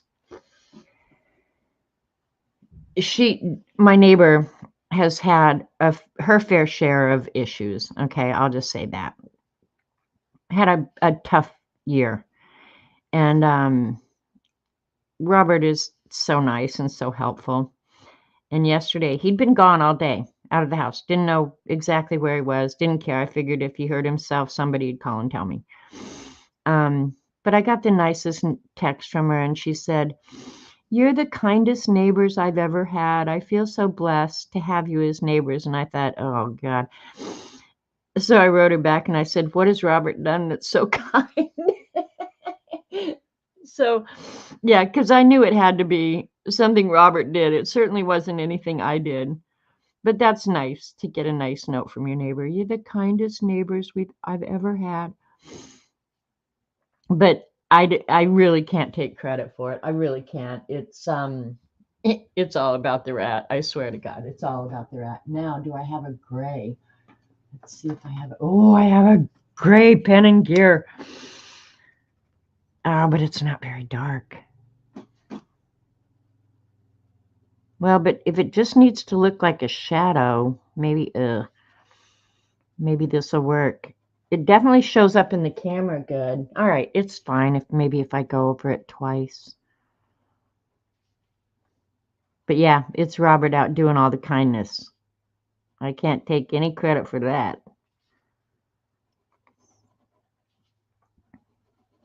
But she's also really nice. Like, she doesn't mind if the dogs go over in her yard and stuff like that. So, but I don't mind if her dogs come in my yard too. In fact, the one little dog, a little pain in the ass, I had set a bag of trash out for Robert to haul, and that little butthead of a dog came in my breezeway and tore it all up. So if I was going to get mad at a dog, I would have been mad. But I wasn't. I was just like, oh, your fault. You left it out there. Okay. I told you, keep them in the bathroom. Yeah, she wants me to buy the color cubes, keep them in the bathroom.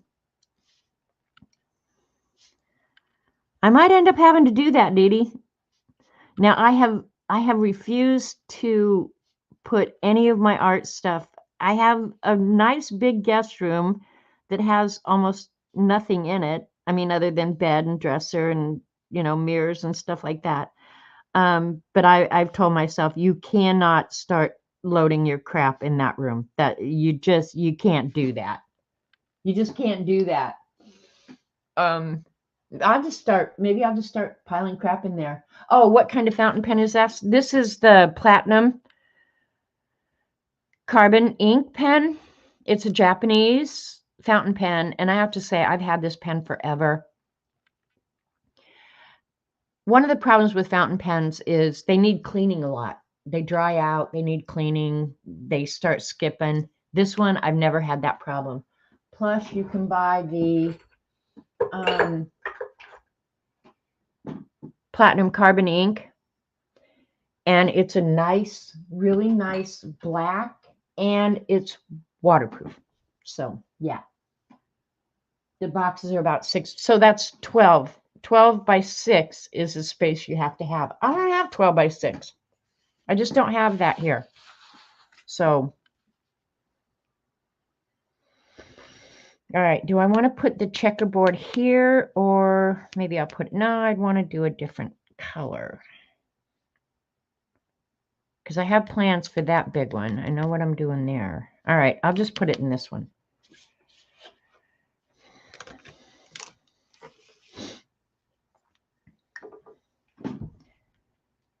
I probably will end up buying them before all is said and done. Because if I ask Dee Dee too much, she's going to yell at me. I don't like to be yelled at.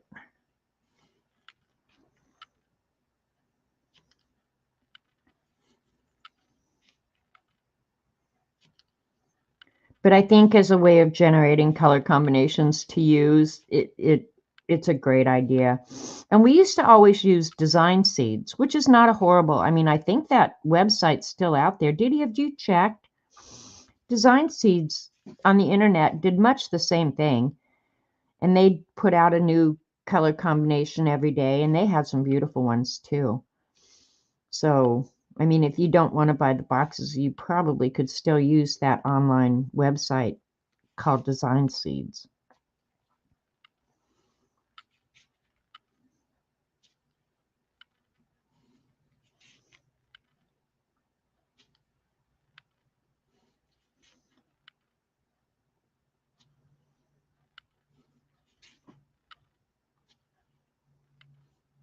Fairly straight. You notice how close I came to that?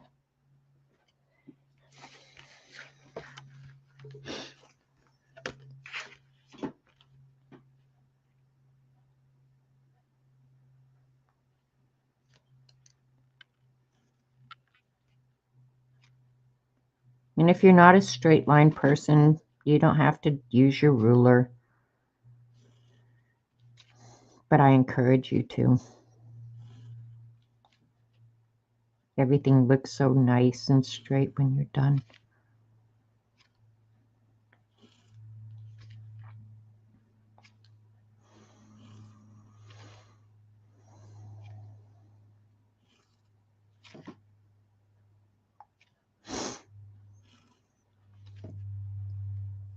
So yeah, I'm glad to be back to normal. Regular streaming, regular arting, regular everything. Feeding Robert garbage.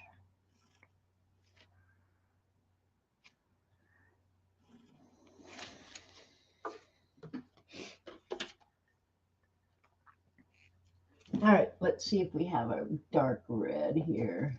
I'm going to keep using these pen and gear. See if, that's not dark enough. Probably have to, oh wait, this one might work well. Yep, that's going to work. Woot woot.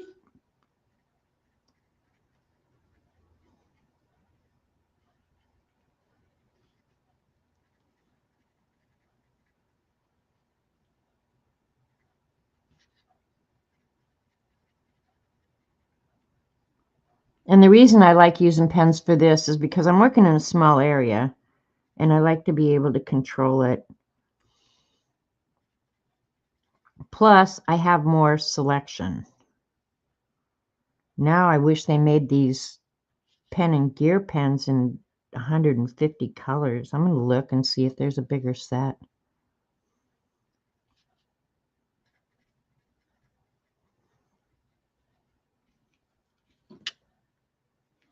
Okay, one down here.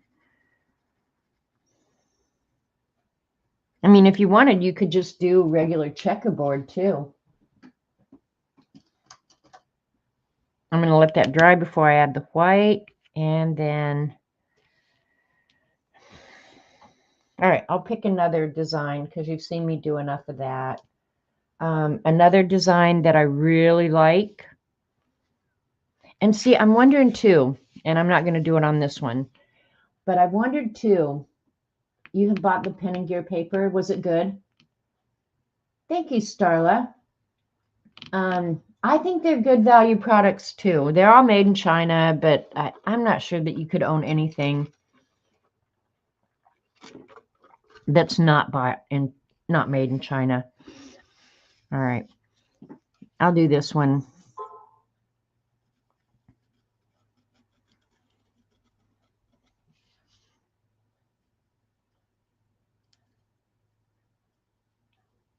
Come on, pen. I don't really care if you don't like this shimmery paint. You'll get over it. This might be a Zentangle pattern, but I don't know the name of it. I should write them down so I could tell you guys what they are, but I have them in my other book, I'm sure.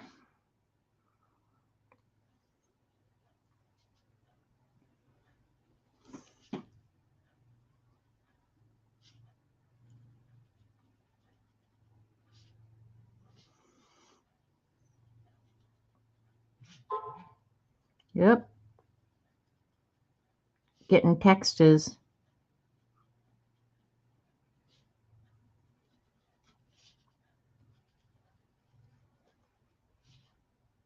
I really like this design.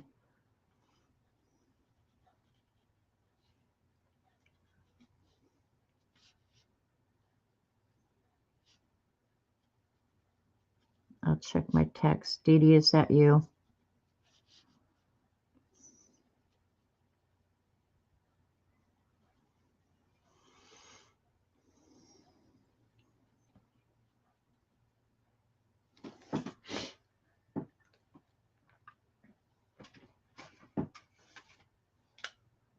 It is you? Okay, Dee Dee.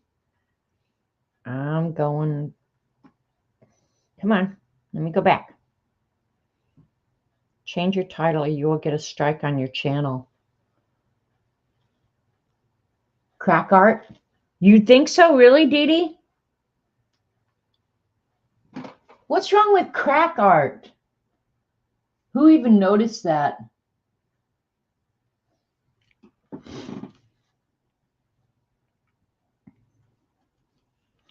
What else is addictive? If I can't use crack, what can I use? You'll get a strike? Really? For using crack art? That's stupid.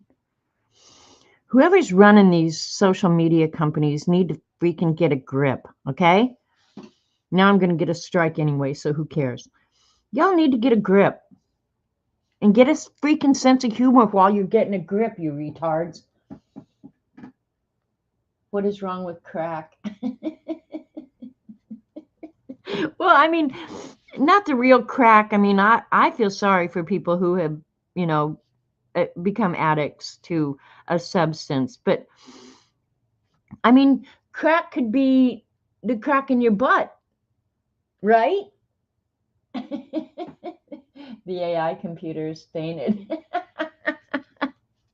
I just think I don't know. When did common sense people lose their backbone? We've become a society of weenies. And I'm about tired of the weenies running this place. There's nothing wrong with making fun of certain things. Sorry, there's just not. But now we have to be so offended by everything. And I've resisted it, but I'm about ready to become an offended person. Everything's going to offend me. And I'm going to confront people out in public and make them uncomfortable. Okay? There you go, Ann Lair. Hi, by the way, plumbers show their cracks all the time. Wieners running the world. They are. Like, we become a bunch of weenies. Grow the hell up and get a sense of humor. I may have told you guys this. I used to listen to Scott Adams' podcast a lot. And Scott is a hypnotist. He's the creator of Dilbert Comics, okay? And he's been canceled for saying something was racist when it wasn't racist at all. He was asking a question, but that's beside the point. We were married and divorced and married and divorced. Thank you, honey. Mm-hmm. Anyway, he said a statistic one time, and when you apply it to real life, it makes so much sense. He said 30% of any population has no sense of humor. And when you apply that to what you observe in your own world, that statistic is absolutely correct. Some people just have no sense of humor and they're offended by everything. And I'm not sure these are the people that need to do crack. I don't know. It just drives me crazy, you know? Like, when did we become offended at everything? Or that I can't use crack as a joke. I know it's not a joke for some people. I know it's not. I'm not a dumbass.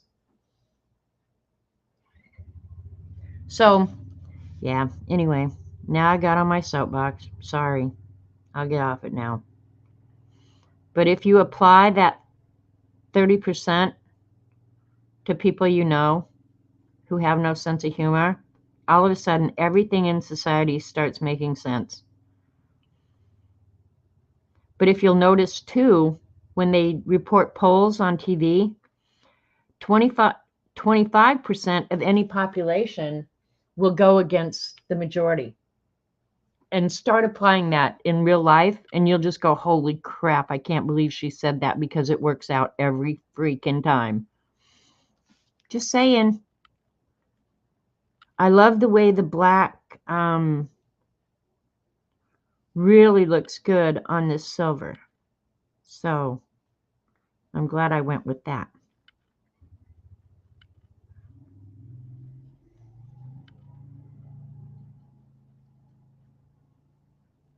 Had you guys ever heard those statistics before? I never had before Scott Adams talked about them. And I was just like, holy crap, that's eye-opening.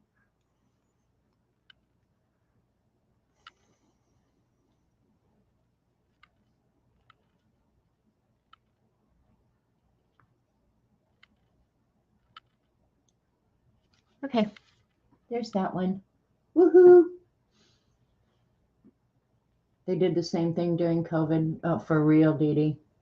Baddick rule, you can either laugh or cry. I prefer the former, so keep cracking me up. There you go, Ruth. You couldn't talk. You couldn't talk about anything. And I think we've just gone too far. You know, there has to be a middle ground. I get that. You can't go around being offensive all the time, even though I try. But yeah, we've gone a little cuckoo. So I will be in the designated offenders pile. How about that? Okay, I'm gonna, let's see. Take this little piece of paper here because I don't have fancy schmancy palettes like Miss Dee Dee. I'll pour out a little bit of white here that if I don't use all, I can just throw it away. And my handy dandy little, what did I do with it? Dot tool. I gave Barbie some of my dot tools too. She loved the dot tools too. Yeah, they were taking people's livelihoods away, literally. So yeah, I'm a proponent of free speech. Say it if it's offensive or not. I can, and that's the thing about TV.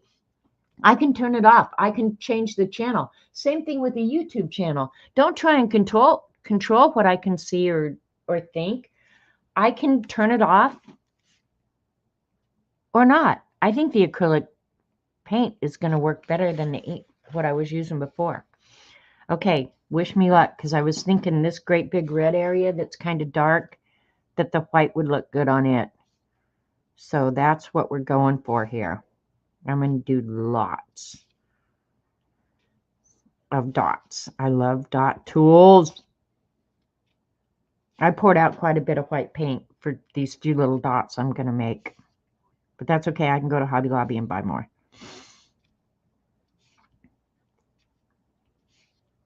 Yeah, these are making perfect little circles. Okay. Use inexpensive acrylic paint for your dots. I was kind of worried that it would resorb the watercolor underneath, but it's not.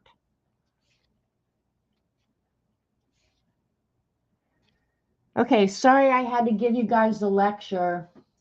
See, Jolu, that's the thing, is everybody is sitting around thinking, well, it's safer to stay quiet. But that's how they're getting away with the nonsense. And at some point, we're going to have to say, no, enough is enough. You want me to tell you what my, where I just finally said, no, no, no, no.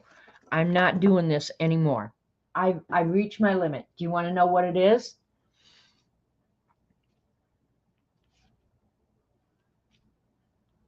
I'll wait for somebody to answer before I just make you listen.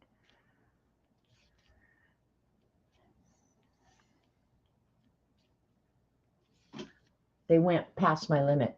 Elon may be buying YouTube. Jolu, that would be the best thing for the entire world. I promise you, it really would.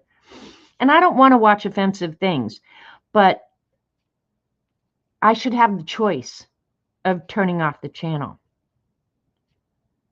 Because the problem with the whole thing is, who gets to decide what's misinformation, what's right, what's wrong? That's where we get into really dangerous ground, is who gets to decide what's acceptable. Your acceptable is not my acceptable. And I don't mean this to be offensive to anybody in chat for sure, but if you haven't figured out that I'm a freak by now, you're probably not ever gonna.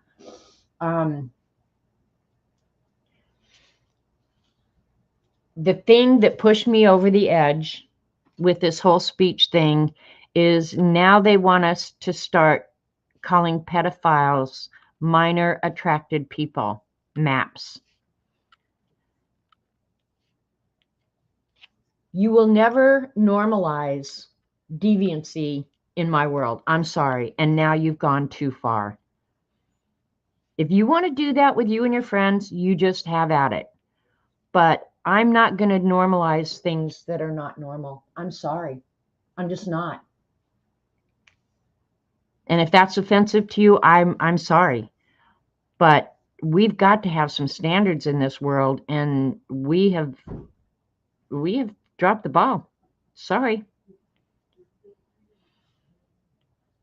And I know there are those people out there. Let's get them help. Okay? Can we do that? Jail the pervs. Yep. No, we have to have some standards. Yep. All right. I want to do some more white dots. I love the white dots. All right. But I don't want to do all the reds. Okay. I think I could do white dots down here, huh? They're not going to look good against the silver, and I don't think they're going to look good against the brown or the tan. So my only other choices is pink, or giving it a label like that is almost as good as saying it's okay. Terry, that's my whole point right there, is they're trying to normalize deviant behavior, and it's not okay. And if we don't start protecting our kids, we're done anyway. We need to start protecting our kids. And I swear, if I had young kids today, which thank God I don't, but I mean, I'd be younger and I could tolerate it, but I would honestly homeschool them. I would no longer subject them to the BS that has become the United States public school system. And hopefully when I'm done educating them, they'd have something useful that they could go out and make a living with. Gender studies is stupid. If we haven't figured out men and women by now, we are far more gone than even I imagined. Just saying. All right, I'm done lecturing. Let's talk about cartoons or something. If Elon Musk buy, okay, Barbara, why exactly? I'm curious, because I think more free speech is a good thing. I don't have to agree with everything I hear, but it doesn't hurt me to hear it. I'm really curious. Why, if Elon Musk buys YouTube, would you abandon YouTube? And I'm not challenging you. I'm just curious. What am I not seeing? Maybe I'm not seeing something that I need to recognize, which is entirely possible. If you have a conversation with me, 9 times out of 10, I will say, truthfully, I may be wrong. Because I don't even in my wildest dreams think that I know everything. But I do try and be informed. I do. Does Elon buying YouTube equals more free speech? I don't trust him. Didn't he buy Twitter or something else that's become horrible? You know what? I am a Twitter user, Barbara, and he has stated very publicly, very clearly, that he is going to support free speech at all costs. Did you read the Twitter files? He let 3 or 4 different reporters come in and go through the Twitter files. There were certain accounts on Twitter when Jack Dorsey owned it that were suppressed. The government was dictating what they could and could not publish on Twitter. Elon Musk came in and said, no more. I think he's trying to control child porn and stuff like that. But you can say things on Twitter that you couldn't say before.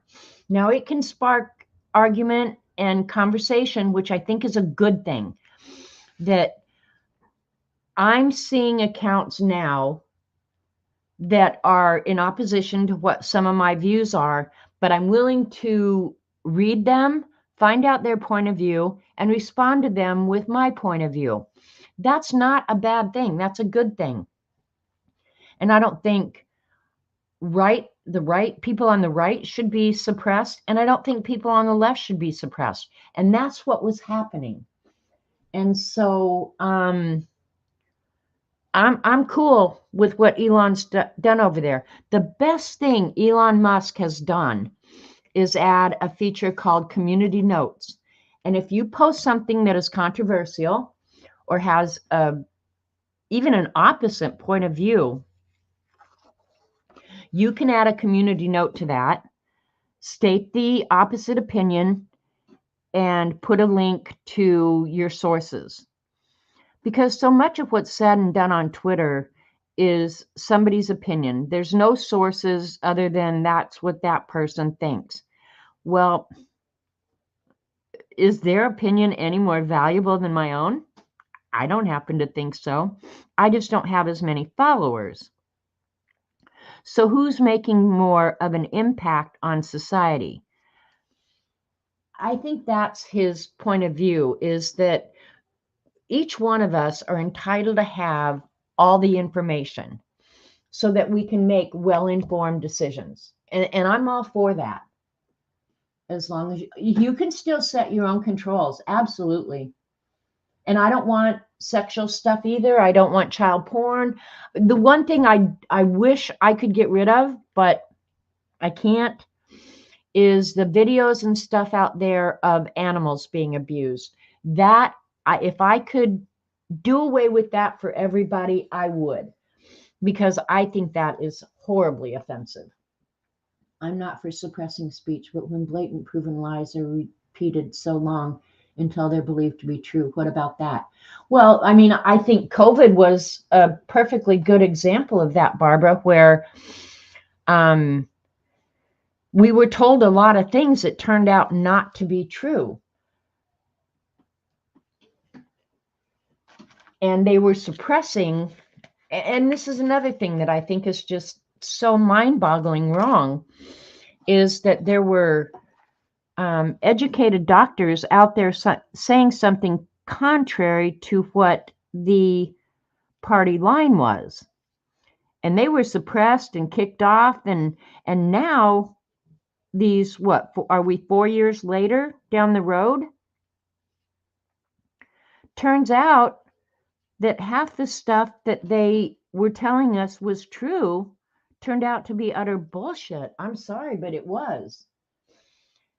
And so I think it's incumbent upon each one of us to do our own research and not just trust the news, the experts, so-called experts, just blindly. Because how many of the people on the news were saying, if you get the COVID vaccine, you can't catch COVID, you can't pass it on? Well, that turned out to be a big fat freaking lie.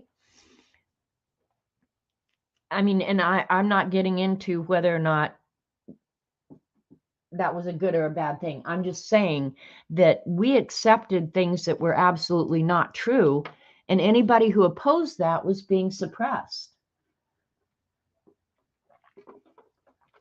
And I mean, I think we should know things. We should know where the virus came from. We should know a lot of that stuff, but we couldn't even talk about it.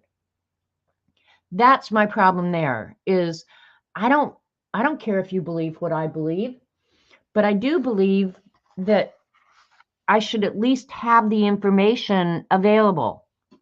And if I'm sitting out here believing something wrong, well, hopefully I have people in my life who love me enough who are going to say, here's a link to something that may change your thinking.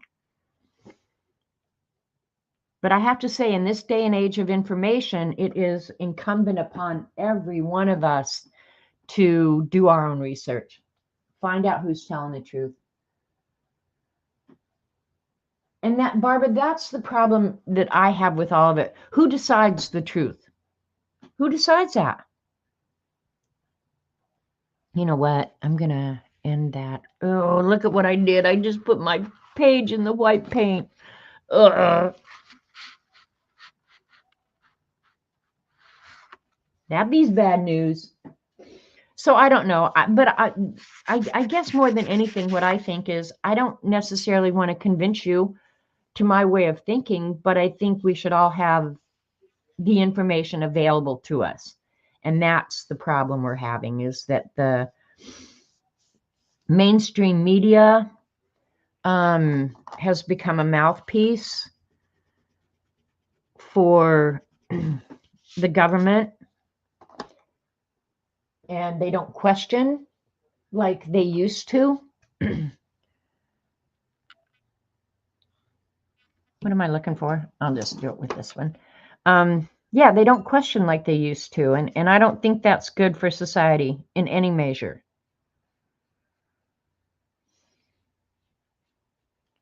And I could have these kind of feelings partly because in high school I was a debater, and so it wouldn't matter what topic came up, I had to figure out the other side, because I didn't know when I went up on the podium sometimes if I was debating the pro argument or the con argument. So I kind of had to know both of them. And I have to say that was awesomely good training for a young person. Yeah, the dots are awesome, right? The news media has definitely changed over the years. I used to be able to count on it. Yeah, Barbara, don't trust legacy media. They have no interest in giving you the truth about anything. What they're trying to do is alter your thinking. I think they should give us the information so that the truth will alter my thinking, or at least have another argument so I can go out and read something else. And it's hard because now we've got Google, Wikipedia, all the places that you might go have kind of been hijacked as well, which is frightening. That how do you know what to trust? The thing is, trust both sides of the news sources and come up with your own thinking. What have you seen?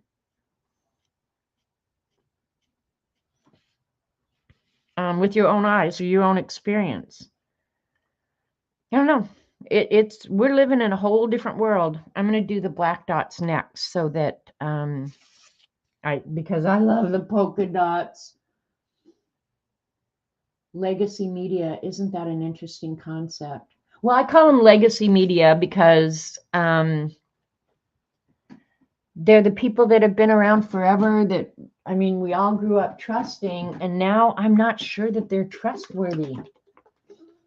Trust but verify, yeah. But see, Barbara, if you're not able to hear somebody else's point of view, how do you decide what the truth is? And that's my only point. And that's why I like Elon, is because he's at least given a platform where the opposition gets a chance to talk. And I appreciate that. And hopefully, as a result of it, we'll all be better informed and better citizens because of it. That's my goal in the end, is that we'll all be better citizens of the world, because it's no longer close to home.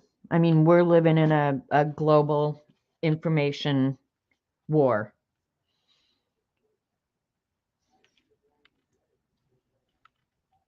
Oops, now I put my finger in the wet paint. Why can I not resist wet paint? Could somebody tell me?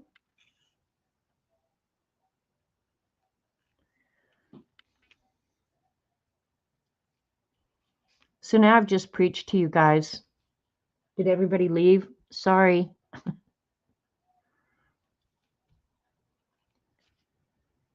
Those are kind of dangerous topics to get into, because at the end of the day, I fully recognize that we're all here just to enjoy art, share ideas, whatever. But I think they've made us so afraid to speak our minds. And that's when I decided, you know what? Because we're all afraid of what's going to happen to us, we've all quit saying enough is enough. I just said it. Enough is enough. I've had enough. I'm done. I want kids to be able to grow up carefree like I did, you know? I think back to my childhood. It was so carefree. It was wholesome. And of course, I had two good parents that cared about me. And so I felt safe. And I would like that for all the kids of the world. Quit this BS warring all the time. These are all different size dots. Acrylic paint is your dot medium, you guys. Just saying. I've tried lots of different dot mediums. Acrylic paint. I'm going to have to go. They're a bit dangerous, but I'm glad we had this. I'm glad we weren't afraid. Me too, Barbara. And please don't stay away. I love having conversations, whether we agree or whether we don't. It's all good, but go have a great afternoon.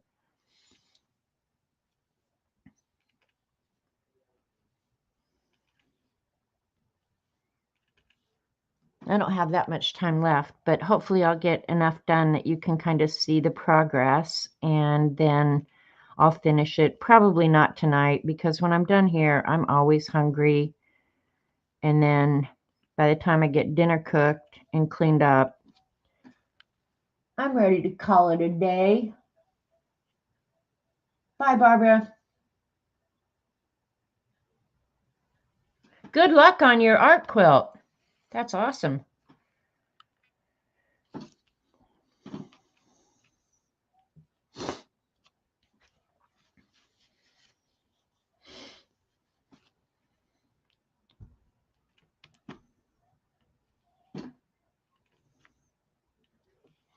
I have to say, when the kids are here, I do cook a lot different, and it's a lot better.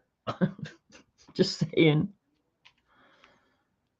But I also have to cook a lot of food. Like, Jamie is a huge eater. But I don't mind. It was good for me for a week to have to plan and cook good meals. Jim. Robert and I eat good meals, but just different.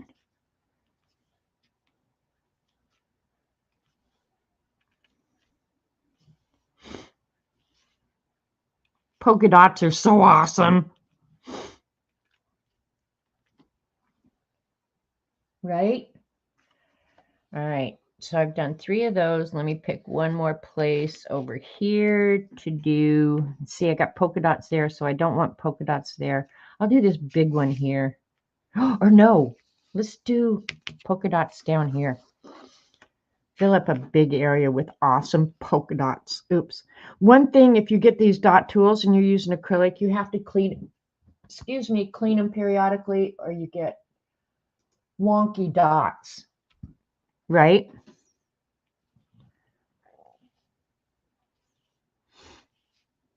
And nothing is worse than a wonky dot.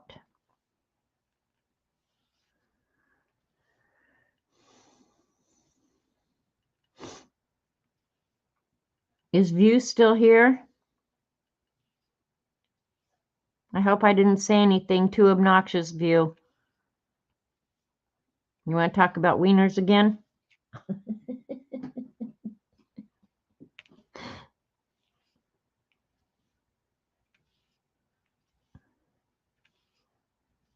The spineless kind of wiener. You hear me saying the brown, the brown. I heard it, Brenda. Hi. By the way, I heard you screaming that.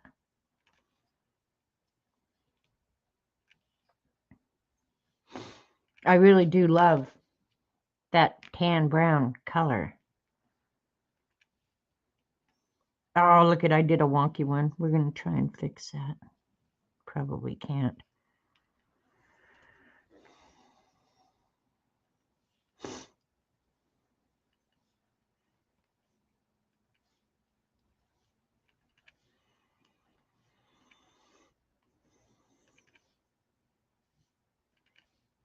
Have you guys seen that art where they do nothing but dots. After using these dot tools, I think I could enjoy that. I know, Dee Dee, that View is the most uncensored person I know. That's why I thought of her.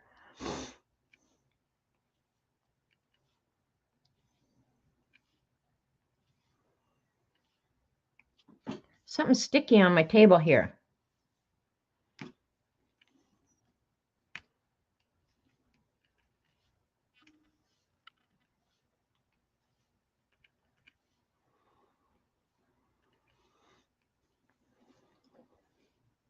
I have a napkin over here to my right that I'm cleaning the dot tool off, so you're not seeing me do it, but I am doing it.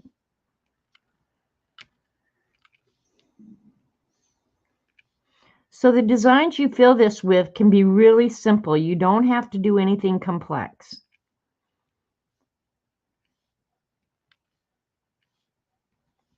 Some polka dots and some straight lines, and you are cooking with paint.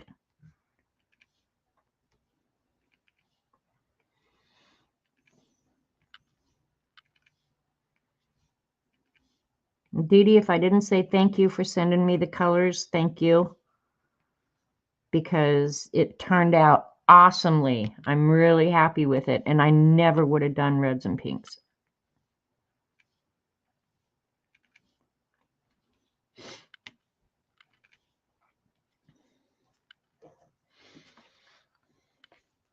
So you can kind of see how it's coming together. Pointillism, is that what it is? Pointillism? Okay. You used to do it, Terry? Okay. I never, I don't guess I ever really did. I'm going to move the paint before I stick my hand in it, which is just moments away. All right, let's see what other, oh, another doodle that I really like. Now I have to stay away from these black dots that might still be wet. Those aren't, and these aren't. Okay, in here I'll do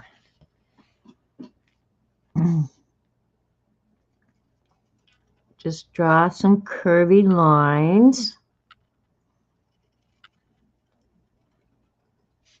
They don't have to mirror each other. They can be completely, yeah, those kind of mirror each other. You don't have to do that if you don't want. And you can make this look really 3D if you want.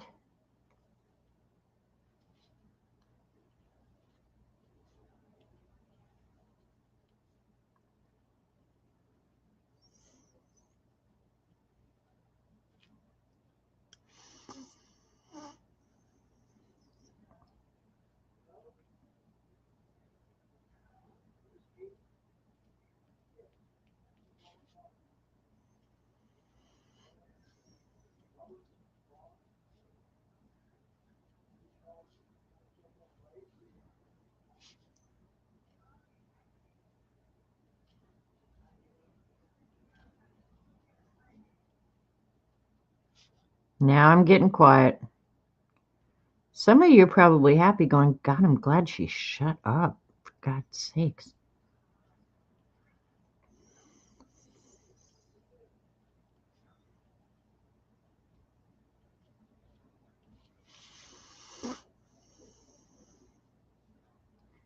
So after you drew the curvy lines through the whole shape, then just go inside each of the curvy lines and draw curvy lines.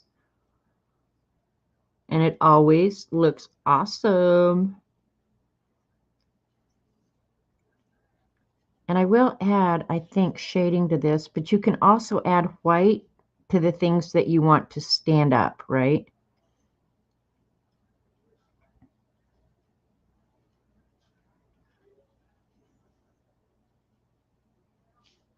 And you don't have to do this, like they can be really simple. You could do just a space with nothing but asterisks or literally straight lines. You do you.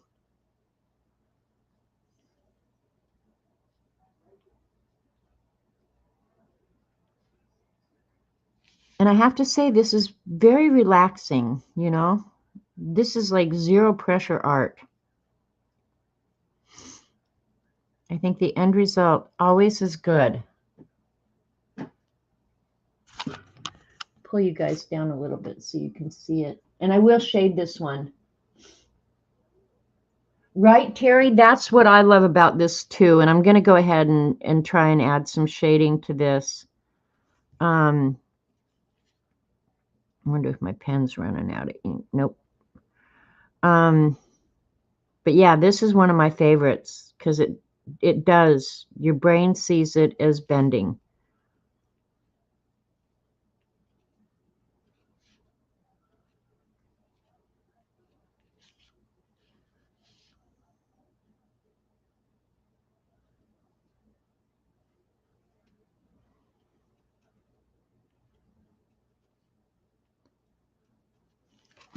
I'm going to turn this over.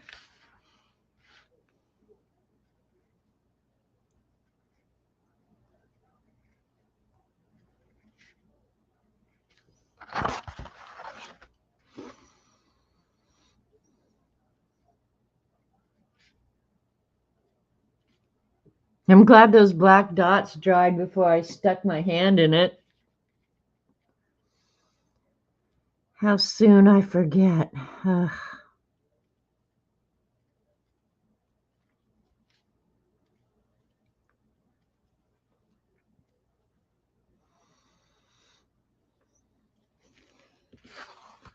All right.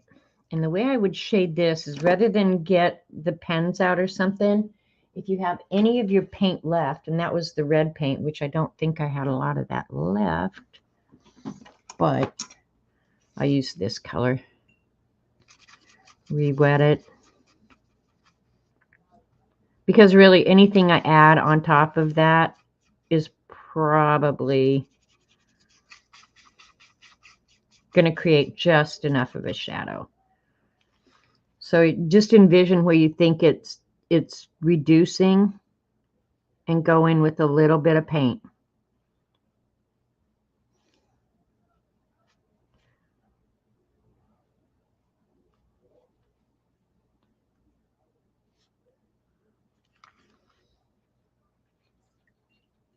When it dries, your brain will see it, but it won't be that noticeable. And on the high points, I'll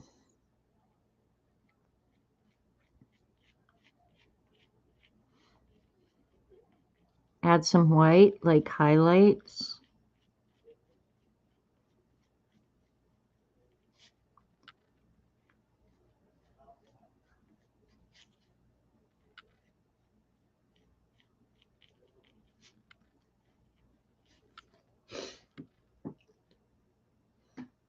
I might have to add some darker, but I can see it pretty good. I don't know. Can you guys see where the shadow is? Hi, Alicia. Does anyone know what she's colored black on? Is it acrylic paint? No, Alicia, I used Paul Rubin watercolors, the shimmer set. They're awesome fun. Hard to paint realistic paintings with shimmer. So it tended to work out perfect for this because the whole thing is all shimmery and I don't do much shimmery. So yeah, it's kind of fun to be able to use products that I don't get to use that often. Not that I do a lot of realism, but I've got one more of these that I need to draw somewhere. And what was it? Did I do 3 of those? No, I've only done 2 of those. So, what's another good fun design that I can do quick? Oh, my favorite. Now, I'm not going to use this for that. I'm going to use the Needle Eye. One of my very favorite designs. I should leave. I'm going to do one of them in a small area. Okay, I'll do it over here. Look, I did polka dots right next to each other. I normally would not have done that, but another one I like to do is, I'm going to go ahead and draw that line so I don't obliterate it. Okay. Is just adjoining circles or abutting circles.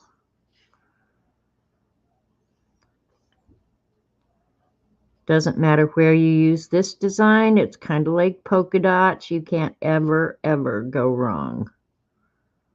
Looks good in white, looks good in black. All right, here I want to keep that line.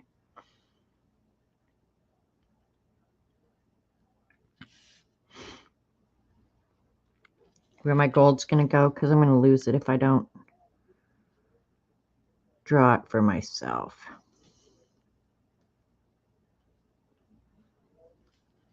And what is more mindless than drawing circles, abutting circles? It's about as mindless as you can get.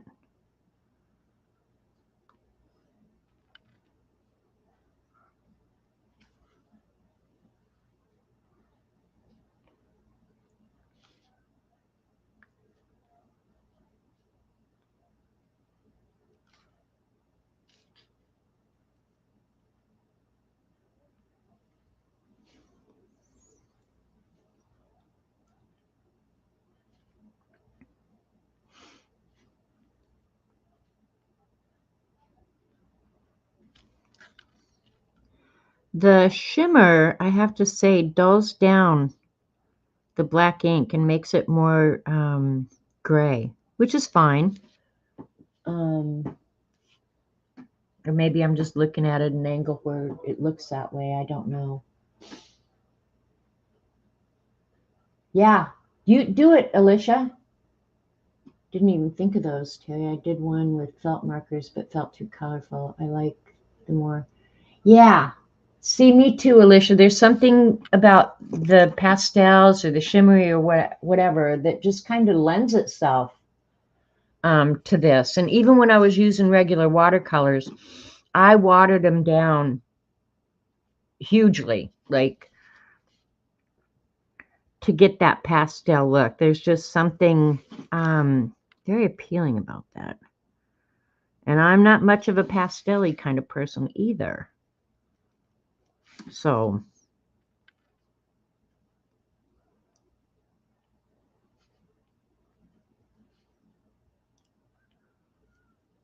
but in this this setting, I like it. I like it a lot.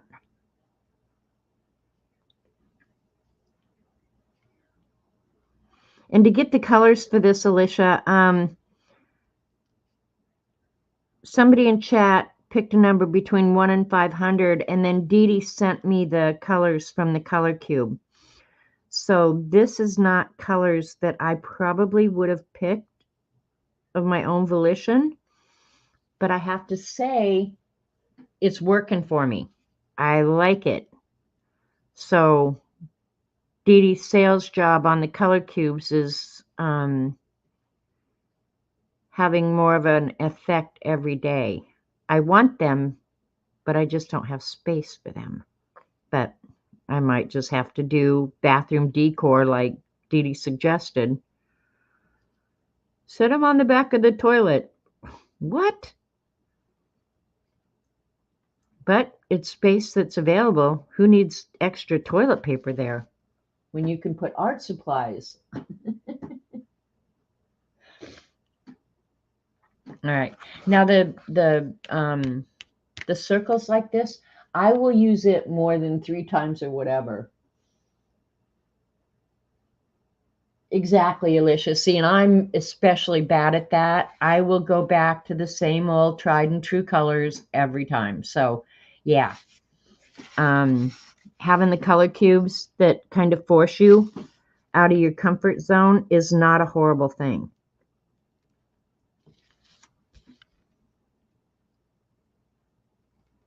In fact, in this case, I think it was really, really beneficial. And I'm not going to finish this. I'll still have a few little designs to draw later. It'll probably be tomorrow. But when I finish it, I will post it on IG. But I know now I'm not going to get it done today because I've only got about 30 minutes left. I'll try and pick one more.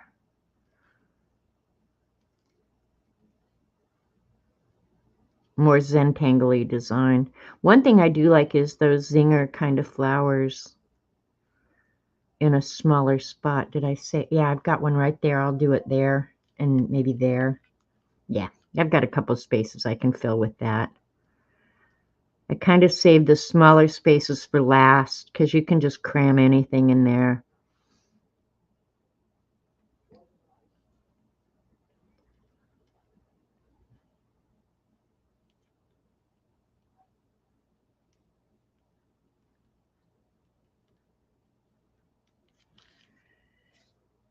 That's always a winner. Always a winner. So in your little notebook, it should be number 1 like it is in mine because it's a winner. Okay, another one I really, really like is I picked kind of a triangular small space that you could conceivably smush anything in there and it would work. But I like the zinger designs, but this is kind of spreading, but we'll just go ahead and draw it anyway.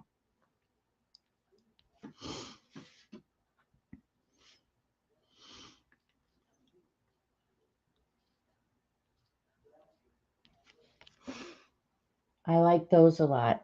Let me draw it bigger. Because if I'd have thought about it, I would have used a different pen. I'm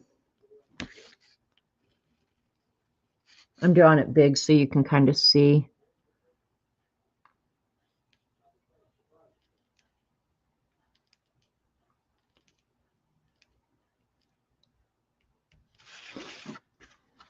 See how it looks kind of like a little flower. Another one that I really like, kind of in the same vein, is just a stem like that, and then leave a highlight down on the end. I like that one for small space fill in. I think both of those are way cool. So, no, they're not. Let me show you what the color cube cards are like. I'll show you the one that Dee Dee sent me for this, which was a little bit hard to match the colors with the Paul Rubin, but the color cubes give you 5 colors to use in a piece of art.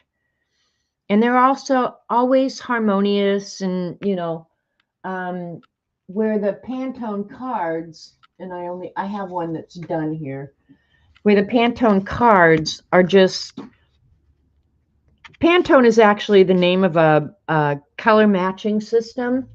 So if you ever hear Pantone 485, say for example, printing, it's always going to be that red in whatever form you want, whether it's a pen, whether it's printer's ink, whatever.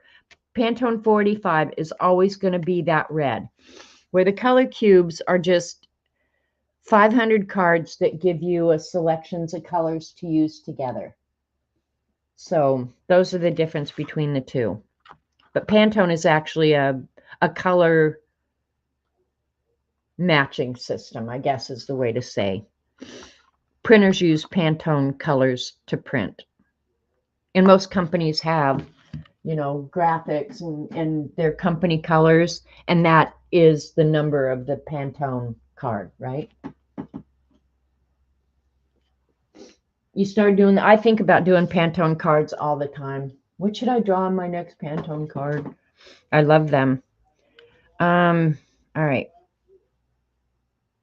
Oh, I was going to draw those flowers in another couple of these. Okay, I'm going to use a different, I'll use the,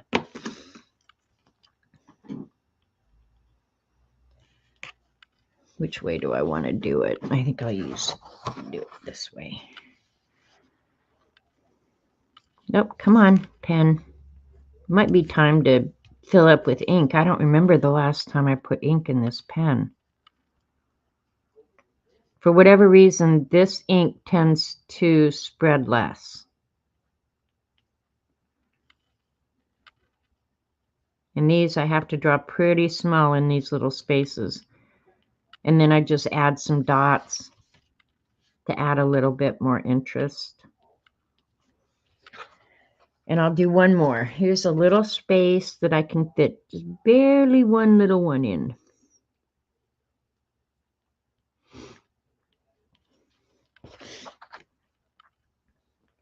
What? Something. Oh, I did like the little humpy things that we did. Let's do it in this one.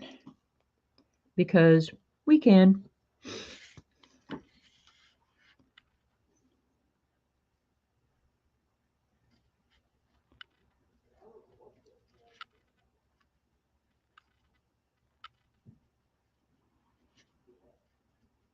And I try not to do everything square, you know. So this one I thought, do it on the diagonal.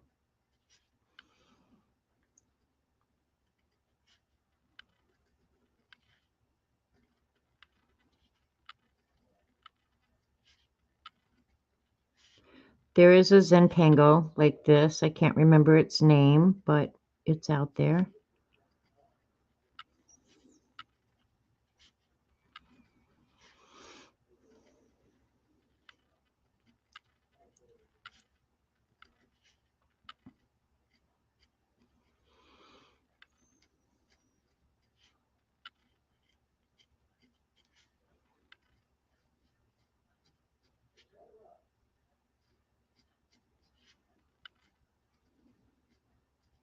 Yeah, this this pen acts like it's getting a little bit low on ink. I just use a syringe and fill it up. Use the same ink cartridge over and over and over again. You can buy a universal adapter though too. They work fine. This is also a really fun one if you want to add shading to just make it look like it's layered. So the one behind this one would have a shading just along the lines. I'm probably not going to do that, but the Pantone color for 2020. Now see, that's what you learn when you come to a live stream. Anlar knows that the Pantone color for 2024 is Peach Fuzz. So we all should drink fuzzy navels, right?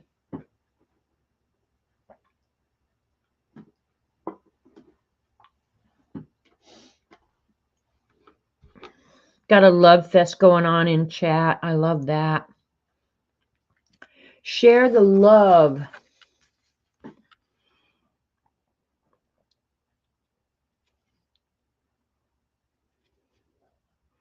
I think, and I say it almost every time I stream, but I will say it again. I think each one of us is very fortunate to have found this community so that we can share the things that we enjoy and love. So, yeah. Keep it up with the love fest over there. All right. This is starting to annoy me a little bit. Just saying. I can't tell if I've gotten some shimmer in the nib or if it truly is running out of ink. Let me take it apart and see. Because it's been a while, honestly, and I can't see it. So, all right, never mind. That didn't help me at all. I'm not going to be here much longer. I probably will go ahead and take it apart, though, and clean it and fill it with ink. Certainly can't hurt anything, right?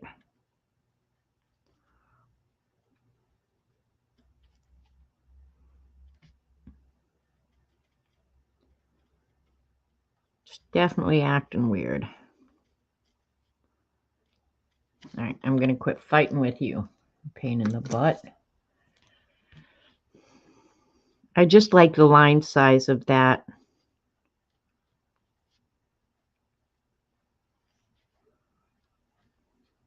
Oh, another thing you could do on this to show dimension is to put a little white dot on the hump. I'll show you.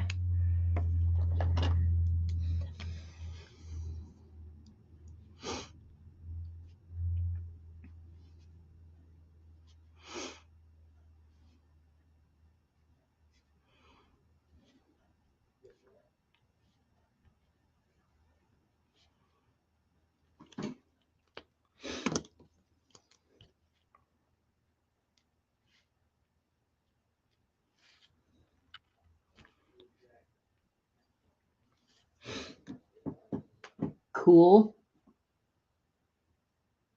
Hi, Tambit. It's good to see you. I haven't seen you in a while. Tambit was Tamari Bitgood's old Ustream name, wasn't it? Yeah, I'm pretty sure it was Tambit. All right, one more of those. I need to do some of these bigger areas, but I'm not going to do it going that same direction. That one went this way. I'll do this one and make it go this way.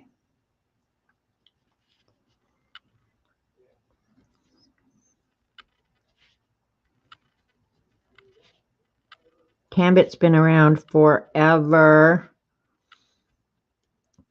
too.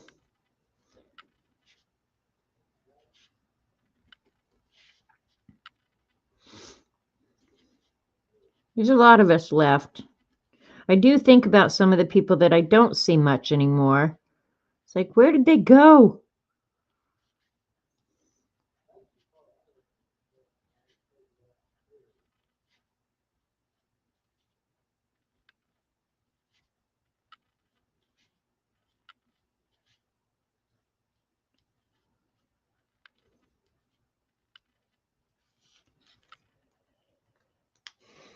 The white won't show up as good on this one. We'll add it anyway.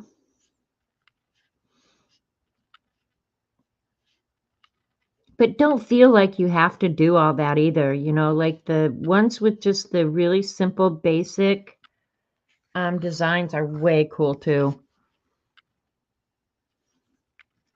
I just sometimes have to get all fancy. Oh my gosh, now this is a brand new white pen and now it's not wanting to work. I say, if I've ruined another white pen, I think I've ruined about 3 this week.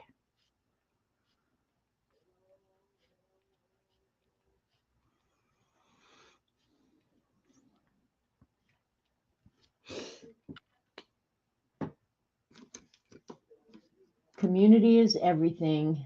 Aw, Tam, you run in the bathroom right now and give yourself a hug, okay? And a kiss on the lips in the mirror.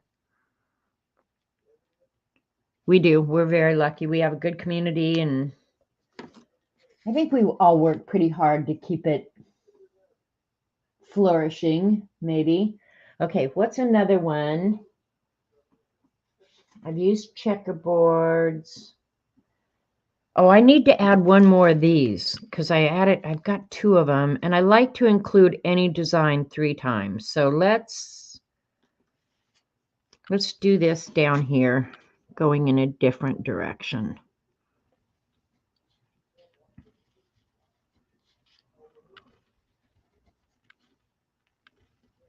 Look at that. My curve was just about the same as the circle. Serendipity.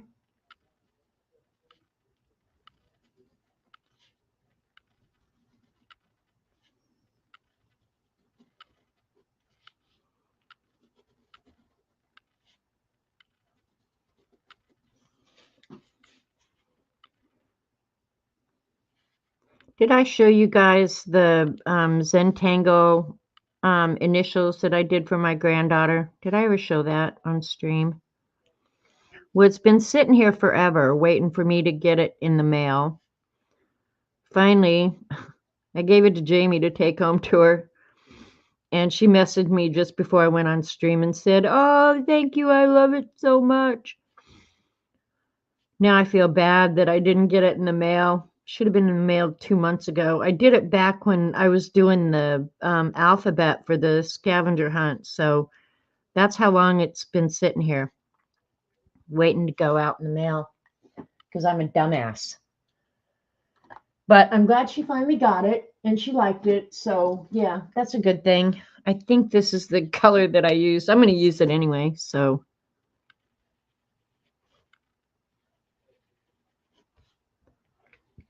I don't know why I think this one looks so good with the shadow.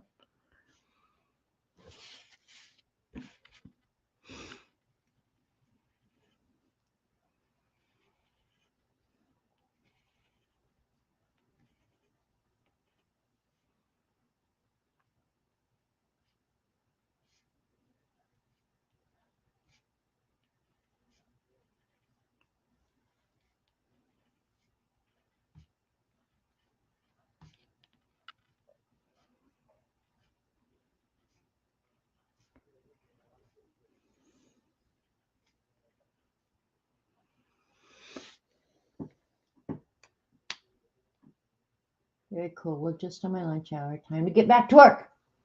Get back to work right now. Bye, Tori.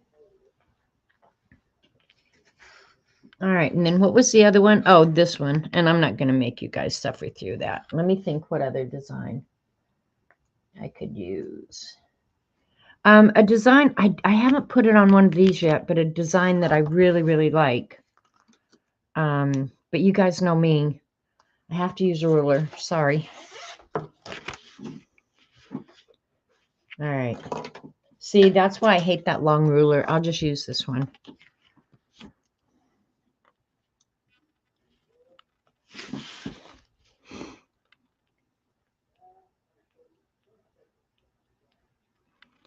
Combination of lines and dots with a kind of a big space between them. So you have to kind of do it as you go. Yeah, see, this ink is spreading.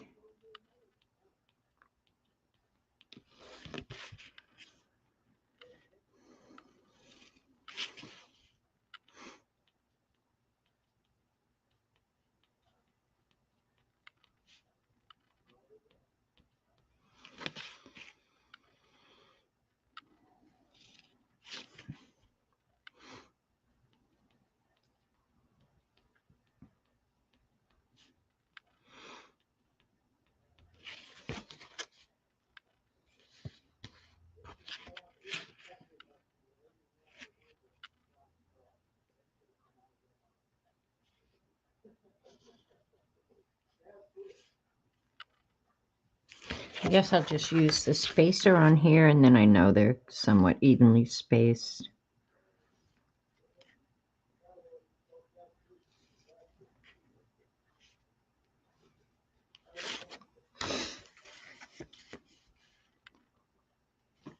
Use a thicker nib to make the dots on this one.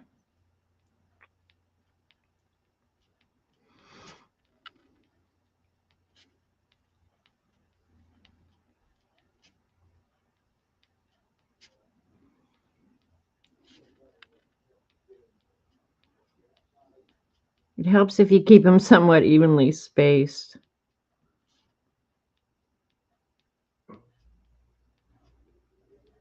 Okay, you guys, I'm looking forward to seeing what you guys post. Go do one and post it. Okay, and then I've got one more. I don't know why I do everything in threes, so this one's pretty small space that I could do it with.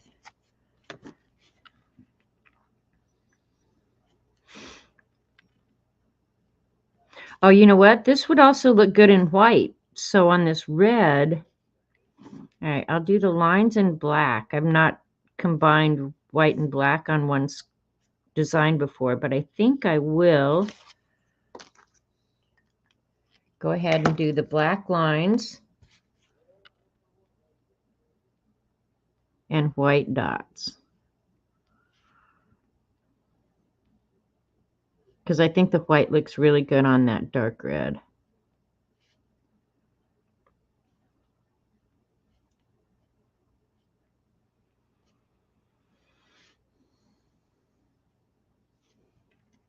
If you can keep your white pen writing long enough to do this. What the hell is it with this pack of jelly rolls that I got?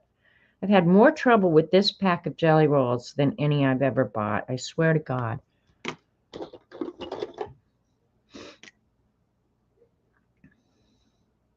And this one's real. Do they make different? They must make different nibs on them. This one has a 0.5. This was a 10. I wonder if I bought a pack that has multiple, because I'm going to say this one has a really, really fine nib. Now I'm wondering. I didn't know they came in different nibs. So, learn something new every day.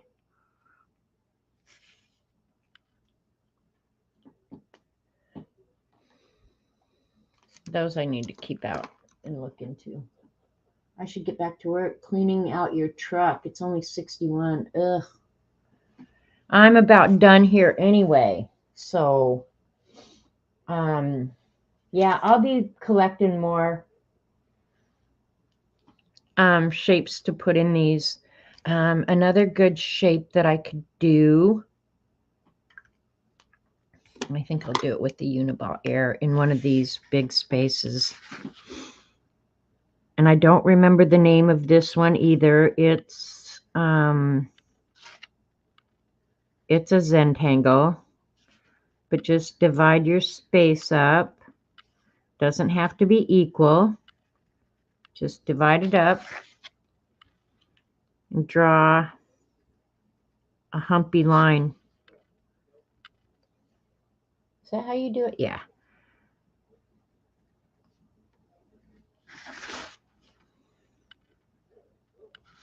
And then alternate going from one edge to the next. This is a really good one. And this one looks really good if you shade it too. Like that is disappearing down into whatever's below it. So I like this design. Very easy to draw. You can get tons done in no time.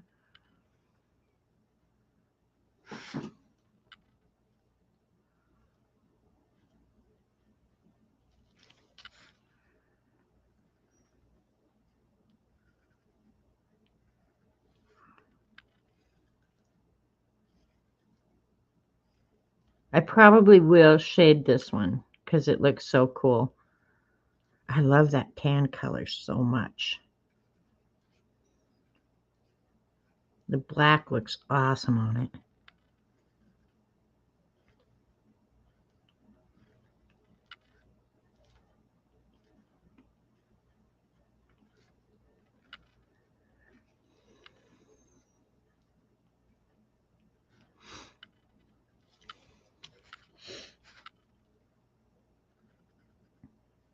And you can make them match up if you want. I don't usually.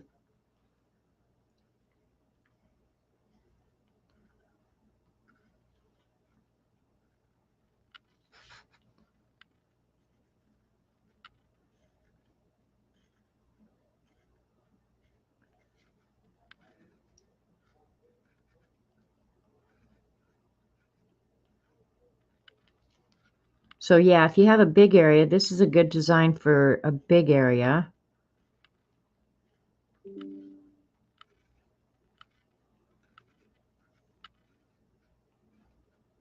So I'll repeat this a couple more times somewhere on the design.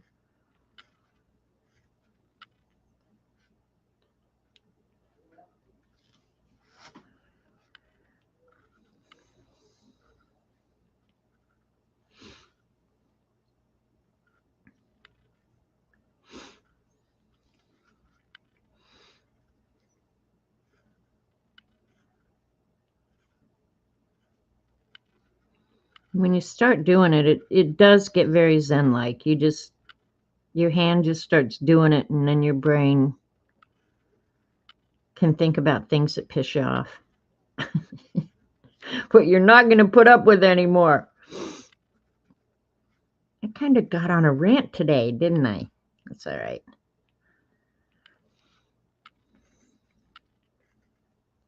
Saved Robert the trouble of having to listen to me later. I don't know what got me going today.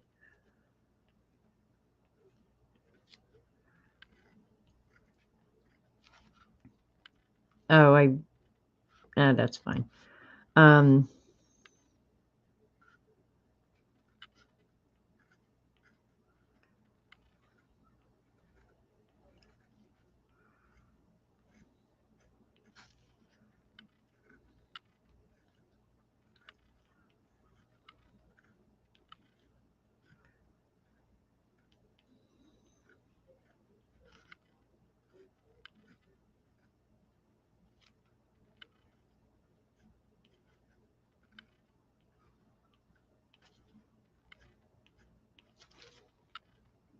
Cool looking, right? All right, let's see. Where's that little brown? I would let that dry probably a little bit longer, but then to do the shading, just draw right on top of the top line on each of these so it looks like it's disappearing down into it. It will look way cool. Way cool. Just saying. And my time is just about up. So I'm going to probably end it here. I'll finish the shading. And then I will finish this probably in the morning before I start something else. I do need to get outside and do some work this week before the rain comes.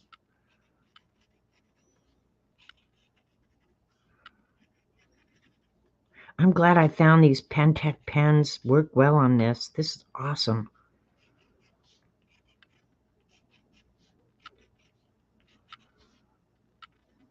I goofed up right there, but that's okay.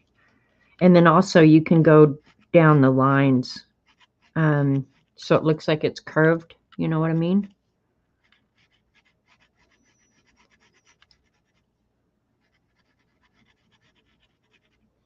So I'm glad I decided to get Dee Dee to give me the colors because this has turned out very cool. I like it very much. And I never would have ever picked these colors. So this was a fun experiment. And don't hold your breath waiting for me to order the color cubes, okay? I've got to find a place for them first.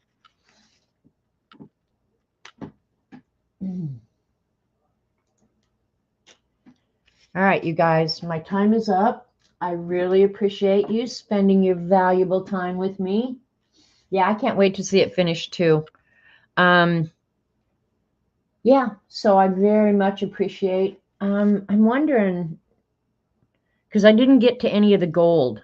Now I'm wondering if I should wait and finish it so you guys can see how I apply the gold. I did it once before, so you've seen it. Well, if you have questions, just ask on the video and I'll show it the next time. But I'm going to go ahead and finish it. So, all right, you guys, thank you so much for spending time with me. I appreciate it. Go out and try and be kind. I try. I don't succeed. All right. Love you guys. See you Wednesday at Dee Dee's. Bye now. Thanks, Terry.